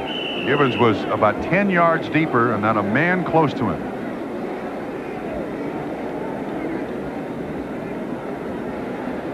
Ernest is an exceptional athlete. 5'9", 175 pounds, if that. But he can two-hand slam dunk a basketball with no problem. Yep.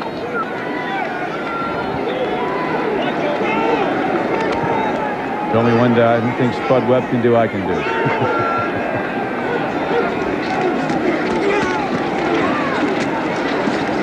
Oilers go to the run and pound the ball at Buffalo. Schmerlis and Radisic on the tackle of Ray Wallace. The Bills fans are heading for the exits here. There's still some football left here. Look at there.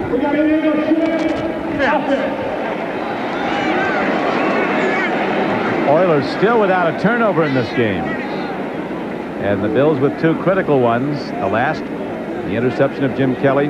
We'll see if the Oilers turn that into points as they did earlier in the game in the first half when they intercepted Kelly and subsequently got a field goal off it. Penalties, as you see, have been a factor in this game. Illegal shift here on Houston. And 35 on the offensive team moving the same time. The penalty is declined. It's 3rd down.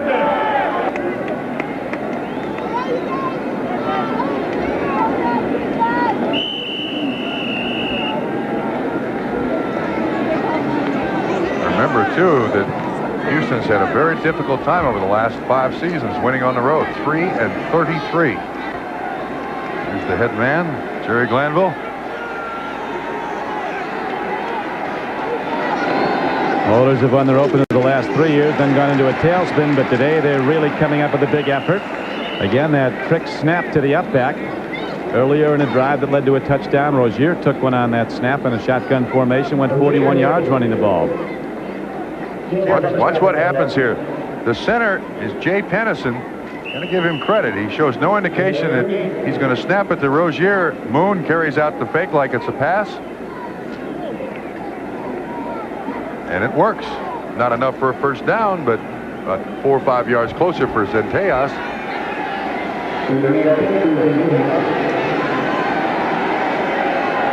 Zendejas looking for his 12th field goal in a row, dating back to last season. He gets it. So now the Oilers are very much in command. The Bills in deep trouble as they are trailing 30-10, 30-20 with 4 minutes and 58 seconds left to play. Just a little chip shot for Tony Zendejas. Johnson the holder. Yeah, nothing to it. Just a short putt. The Bills in serious jeopardy of getting off to an 0-2 start for the 4th straight year. Imagine when Houston gets a couple of those people back like Alonzo Highsmith. Bruce Matthews.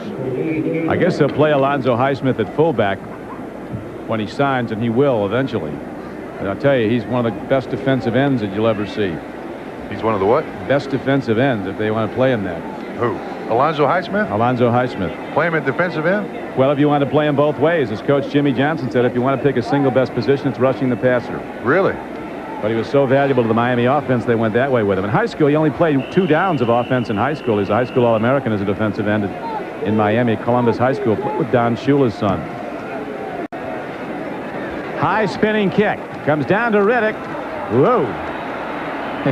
He thought about it, but the Oilers on the fly on special teams give him reason to think otherwise. Next week, if the NFL is still in business without a strike, the action continues when the Patriots head into RFK Stadium to take on the Washington Redskins in an interconference battle.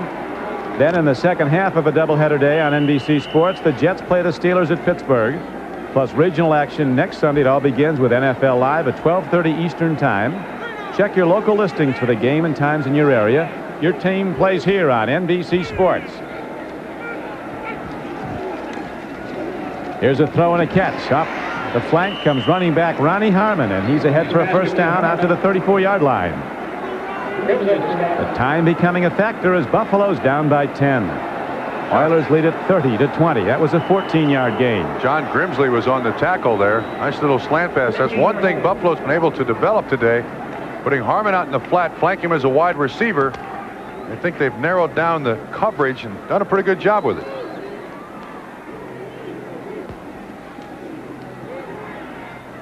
Another throw, another catch, another first down for the Bills, and they execute it nicely as Burkett takes it and goes out of bounds to stop the clock.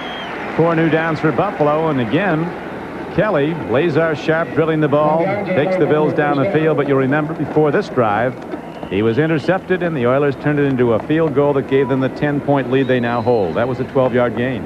Once again, I think Houston pretty much in the prevent frame of mind here, not going to put as much pressure on the quarterback, even though they'll show blitz. I think most of them will drop off. Kelly from the shotgun. They indeed do drop off. Long ball. It floats. It's too much. On the fly was Trumaine Johnson. Got over 100 passes one year in the USFL. Cleveland takes command of the Pittsburgh Steelers. The Browns coming off an opening day loss. Cincinnati with a late field goal now extends its lead over the 49ers. Miami has beaten Indianapolis, and the Dolphins are now a 1-1 team. Atlanta has upset Washington 21-20 after the Falcons were humiliated by Tampa Bay on opening day. We got another personal foul against Houston, this time against Doug Smith. So another 15 yards for Buffalo. Houston's given Buffalo a chance here with 4:10 to go in the fourth.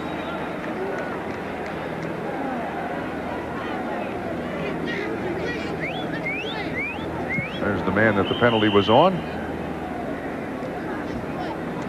Gargantuan nose tackle from Auburn.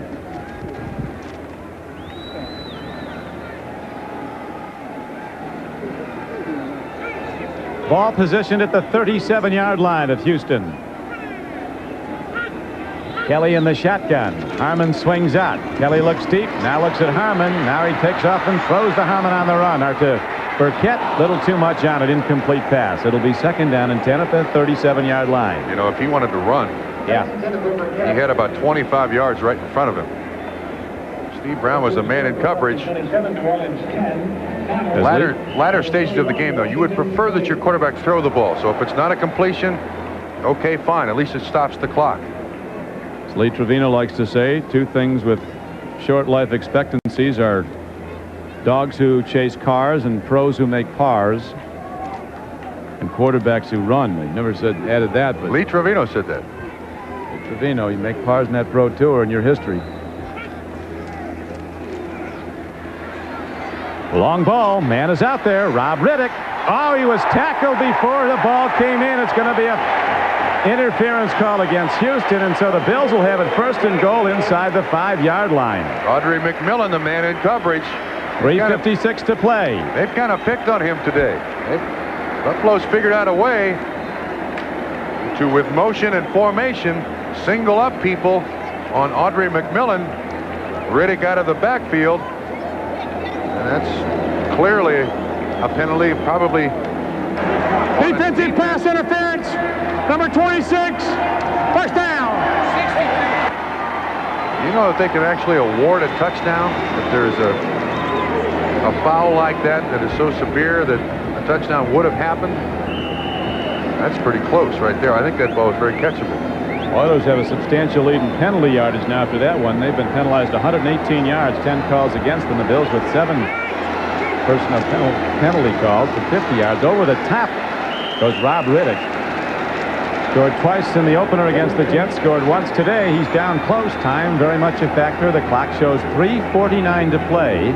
And the Oilers lead the game by 10, but that could be cut to 3 very shortly. And you mentioned the penalties called on Houston. Last year, the penalties killed Houston. So Jerry Glanville this summer hired an NFL official, and at every practice during their summer camp, he called penalties. And until today, it worked. Riddick in close. He's in. It's a touchdown for Buffalo with 3.5 minutes to play. It's not over yet. Let's see if we start seeing people filing back in Rich Stadium. There's no question, Trump, that when the Oilers run their basic defense with that all-out pass rush, they stop Buffalo. But when they go back with a lot of people in coverage, Kelly takes the ball right through them. It's happened time and again in this game, and now the Bills are back to within 3 if they hit this extra point. Well, Kelly's close to completing 60% of his passes on the afternoon. You saw that graphic, and he's never completed less than 50% in the NFL game. Rather remarkable against this Houston defense. Mr. Touchdown. He's got 4 this season, Rob Riddick. This is kind of like the Fosbury flop.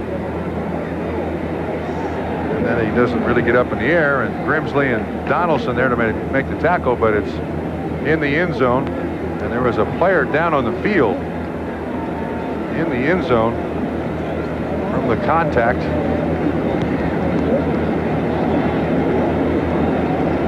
Can't identify him yet. Game clock shows 3 minutes and 31 seconds left to play in regulation. We could be going to OT today if the Bills get it back, but you remember how the Oilers responded the last time Buffalo scored. Right down the field. The sharpest passing of the day by Warren Moon, and he took him right into the end zone to give them the 10-point lead. 7-point lead, and then they got the interception to Kelly. Turn that into a field goal. Baseball next week on NBC Sports. The Tigers and the Blue Jays locked in that battle for the American League East title will be hooking up. The Cardinals and the Cubs will also be playing. It all begins with Major League Baseball on Inside Look. That's next Saturday on the Major League Game of the Week here on NBC Sports. Right now, an injured Oiler being attended to, Keith Bostic, who's played an outstanding game. 2 interceptions against the Rams last week, another interception today. He kind of throws himself around, you know. He can end up with a headache or two the way he plays. Big, strong safety from Michigan, a 210-pounder. Now a most important extra point. Bills, as you joined us late, have lost two of their best defensive players. Without question, their #1 defensive player, defensive end Bruce Smith, went out on a personal foul call against him. A fight erupted after a play. Extra point is spun up and good, so it's a 3-point game, Oilers. And Houston will get the ball in a moment with 3 minutes and 31 seconds left to play. Now you got to start taking inventory. I think the Buffalo Bills still have 3 timeouts left. Houston Oilers have 2. There you are. There's 3 minutes plus left. Now Jerry Glanville's got some tough choices. The thing he's done the best is give the ball to Rozier today. But Don, I think Rozier is approaching, Mike Rozier is approaching 30 carries on the afternoon. And if that's so, Mike Rozier has got to be very, very tired. So I'm not sure you can really go to Mike Rozier. The next best thing that they've done is just play it like it's the first quarter and throw the little square in routes in. Rozier has 28 carries. That's the scoring drive. So now you got to kind of collect yourself. Defensively, well, Corey is thinking, what have we done so far today that has stopped Houston? Let's try that in this particular instance, because you need 3 plays and out here. You can't give Houston a first down if you're the Buffalo coaching staff. That's the way you got to think. So I think if I were Houston, I'd come out and throw it on the first down. We'll see what happens. Warren Moon responded to that last Buffalo score prior to this one, taking them, as we mentioned, right down the field. And now Willie Drury is ready to take the kickoff for the Oilers. A high spinning kick, but not deep. Drury will run it back. Run is 2. Here comes the special teams. And down goes Drury inside the 15-yard line. Ray Bentley, number 50, was down to make the play as starting inside linebacker for Buffalo. Houston kind of in a tough spot there. They had their hands team in, and that is expecting the onside kick. And when you have the hands team, there's not really a blocking pattern set up for the return man.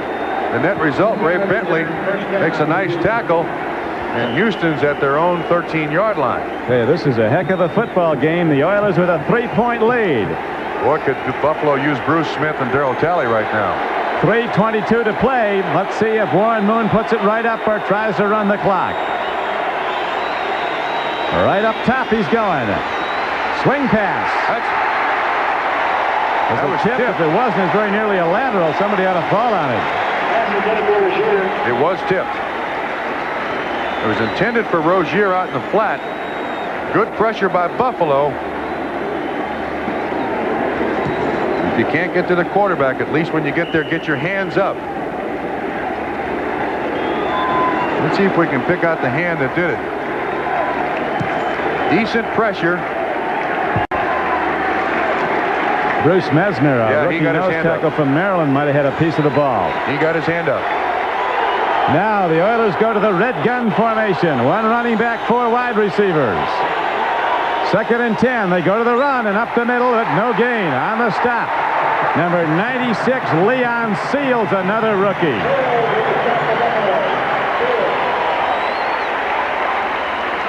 Game clock running. It's climbing down now, close to 3 minutes to play. 3 minutes and even, and the clock ticks down inside 3 minutes.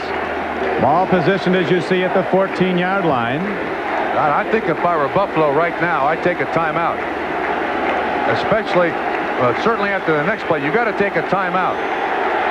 The defense can stop the clock only with a timeout. This is a very big play for the Oilers. It's 3rd down and a long 8. Warren Moon takes a look. Here comes the rush. It's incomplete, and the Oilers have to punt with 2 minutes and 30 seconds to play. Excellent coverage by Roland Mitchell, number 25 of the Buffalo Bills. The thing that's worked all day long for Houston has been these one-on-one matchups, but you see Roland Mitchell had a little bit of the shirt there, but he got away with it. Oh, I think Roland got away with a lot. Incomplete pass. Lee Johnson on the punt. Nobody's covered Givens today, and they needed that to do it. No foul, though, called, and the Oilers will punt. Big hit downfield. The left foot boot to Pitts, and he fair catches the ball at the 46-yard line with 2:23 to play. All right, now if you're Buffalo, you got to once again take inventory. Jim, you got 3 timeouts left. There's plenty of time. You got to think of what Houston's done to you that you have to protect against. The blitz has hurt Buffalo for not picking up the blitzer. Mueller's run the ball very, very well. Now they got their passing set in there. Riddick and Harmon. Watch one of them split out. That's a 59% completion percentage on the day. Here's the rush. Kelly stands in. Man is open. Ball is caught. And a penalty marker's down. It'll be against the Oilers.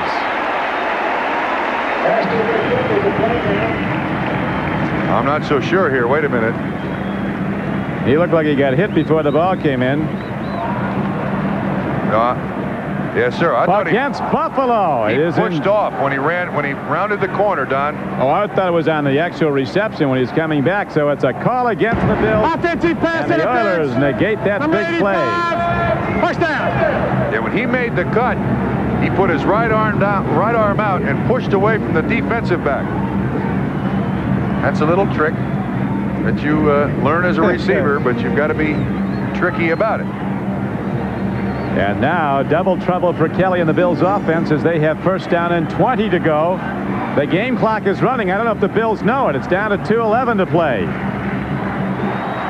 They need to get a playoff here before the 2-minute warning. 2:06, 2:05, 2:04, 2:03. They're not going to do it. Boy, they didn't know it. They didn't know the clock was running. Penalty on the offense. The clock does not stop. So it's going to be down to the final gun here at Buffalo when we come back. AT&T, the right choice. In Super Bowl 17, the Dolphins neutralized John Riggins in the second half. Down 17-13 in the fourth quarter, Washington faces a 4th and 1. Should they give the ball to Riggins or try Theismann on a quarterback sneak? What would you do? This whole situation's running me ragged. I just found out I can't add any phones onto my new phone system. So now I've got 4 real estate agents working off the same desk on the same phone. I hate to think how much business I'm losing.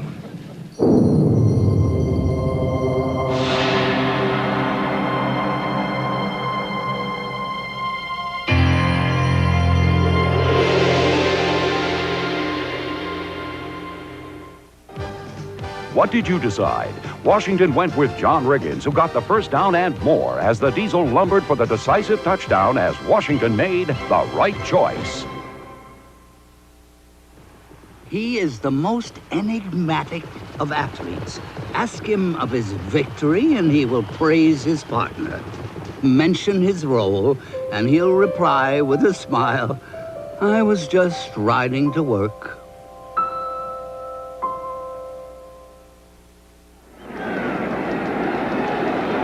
Mike Rozier having his biggest day trump in the NFL. He's rushed for 150 yards today on 29 carries.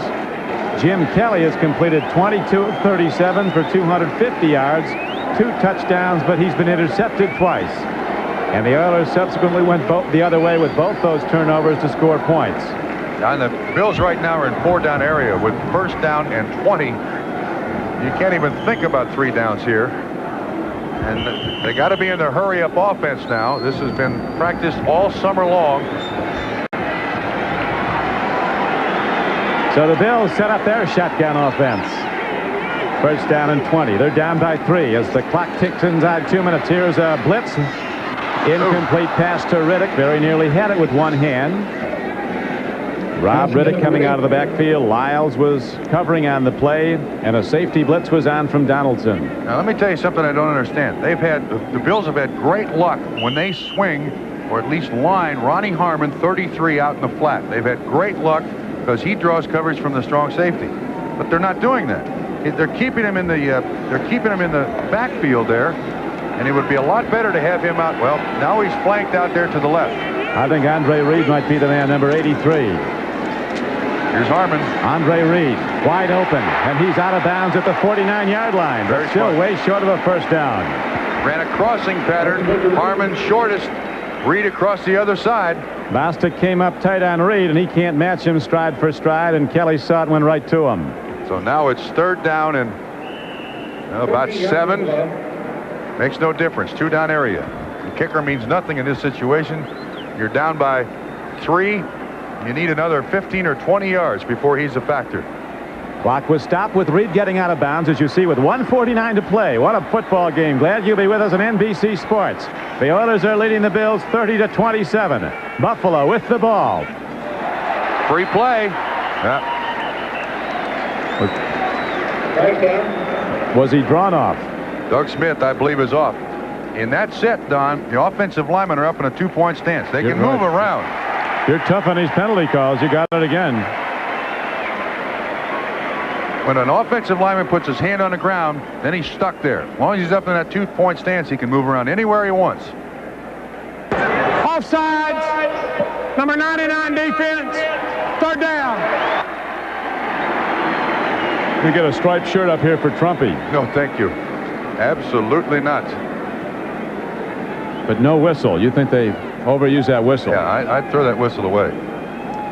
The report card for the Bills. Interceptions were a costly area for the Buffalo team. Kelly was outstanding other than those two. Riddick had a big day. Didn't rush for much, but made some big catches and ended up in the end zone twice. Burkett was a big receiver for them. Harmon was a big receiver for him.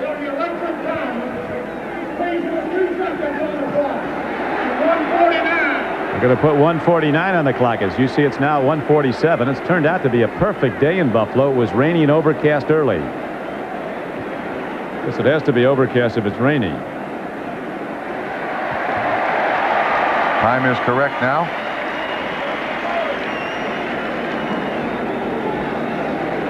Warren Moon with 134 yards, substantially less than the 310 he got against the Rams last week. But again, he has his team in front. Rozier on the ground has been a big story with 150 yards rushing for Houston. And Givens, a spectacular little athlete with 4 catches for 58 and that beautiful touchdown reception. Now the Bills break the huddle. It's 3rd down and 1 after the penalty call against Houston. Handoff to Harmon, turns the corner. He's got room to go, and Harmon gets out of bounds.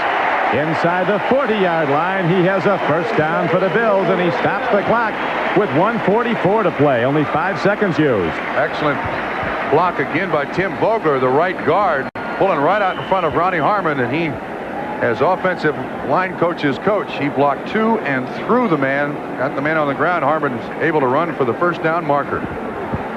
We're doing our best, my friends, to give you a 4-hour football game, and if it goes to overtime, we could do that. I have no place to go. I'm more than happy to stay. It's a good one. Here's Kelly in trouble on the run up the middle of the field, and Jim Kelly is down to the 30-yard line. He gains 8 yards on that run. But the game clock's a-ticking, and the Bills call timeout with 1:30 to play. They have 2 timeouts left. Keith Bostic makes the tackle. It used to be that the official would come to the sideline, talk to the head coach, and say, "Who are your captains?" Because there used to be only one guy on the field that could call a timeout. A number of years ago, Steve Grogan for New England got absolutely cold-cocked, and time expired with him unconscious on the field. So now they allow you 2 players. Generally, it's the quarterback and the center. Those are the guys that are closest to the ball. Now, Kelly gets up here and looks to the sideline, then calls the timeout. The quarterback is the one man in the defense that you don't account for, and especially in the latter stages of a football game. Kelly's a big, strong kid. I think can continue to run the ball. Houston Oilers defense spread pretty good.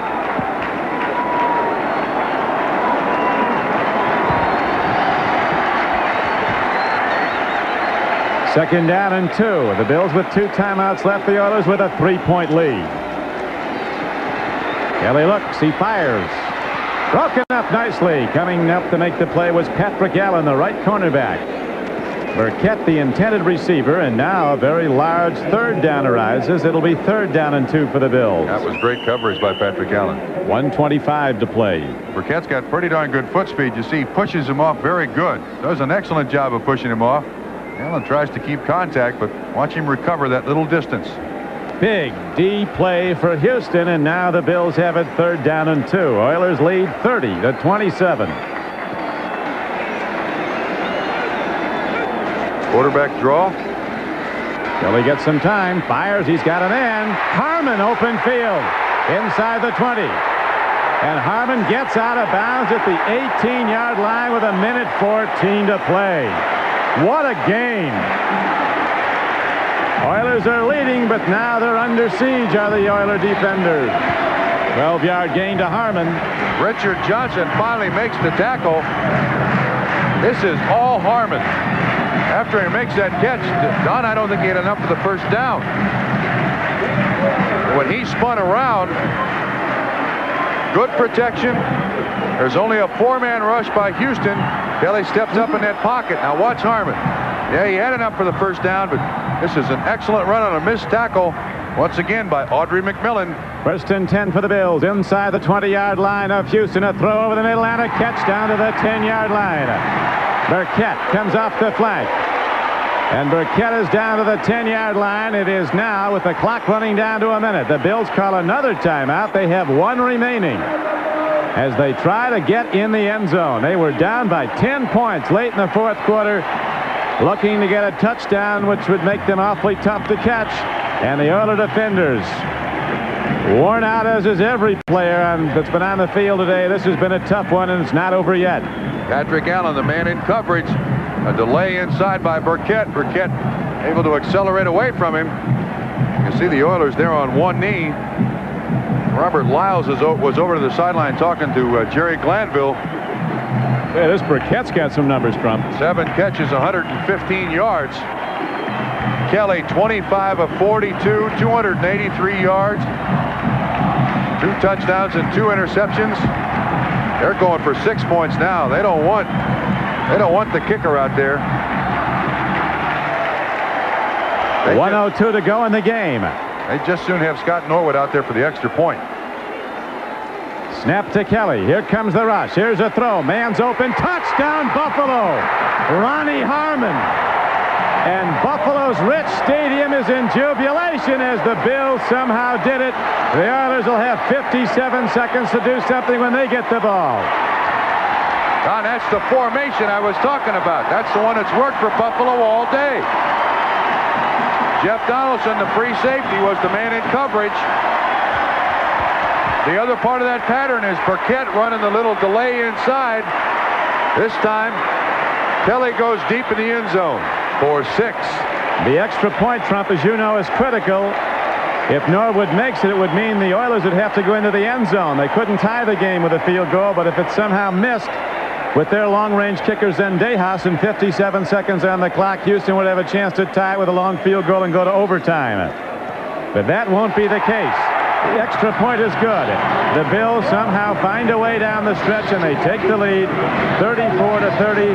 And now the Oilers will get it back with 7 ticks left on the clock. Great pass protection by Buffalo.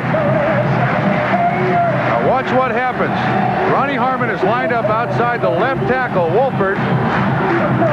You see the delay inside, and Harmon just beats Donaldson like a drum.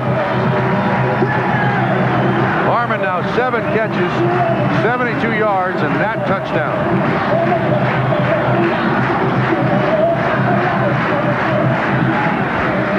Kelly with 293 yards passing. He's thrown for 3 touchdowns in this game.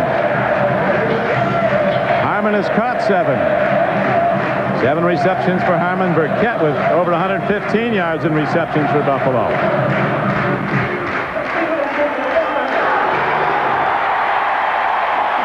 But now Warren Moon gets another crack at it, and we've seen him take the Oilers right through the Bills when he's had to.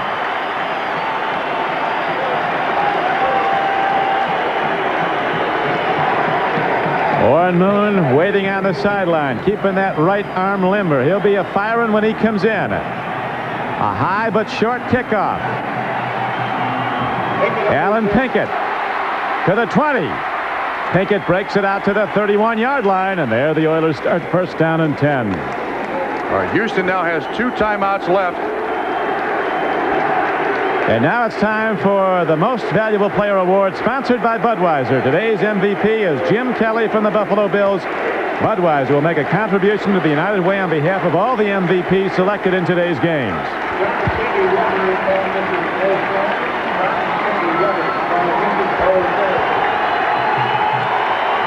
Here we go as the Oilers are ready to unleash their high-speed offense. The roar is deafening. The Bills fans standing and cheering, trying to disrupt Moon. Here's a throw and a catch. And down at the 39-yard line is Ernest Givens. Game clock a-ticking. Houston has 2 timeouts remaining, but they have to get into the end zone. A long field goal would be a point short. This is taking too much time. 30 seconds to go. 29 seconds as Warren Moon against the rush. Stands in, fires, intercepted by Pitts. Buffalo will win the game. Ronnie Pitts, whose dad is a coach for the Bills, intercepts Warren Moon. The Oilers' first turnover of the day seals the game for Buffalo.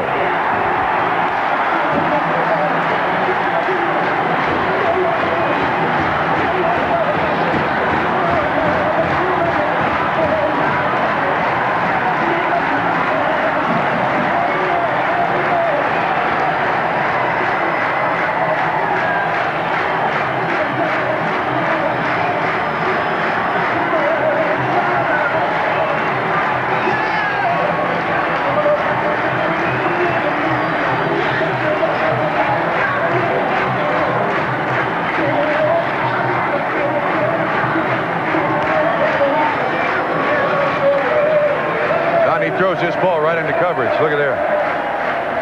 They were waiting back there for him, and Pitts just stepped up and lights out.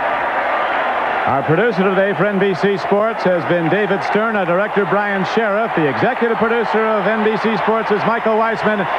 The coordinating producer of football, Ted Nathanson, is here at Buffalo. The Bills come from behind. Down by 10, they score 2 touchdowns late in the fourth quarter and win their first game of the season 34-30 over the Houston Oilers in what was really a sensational football.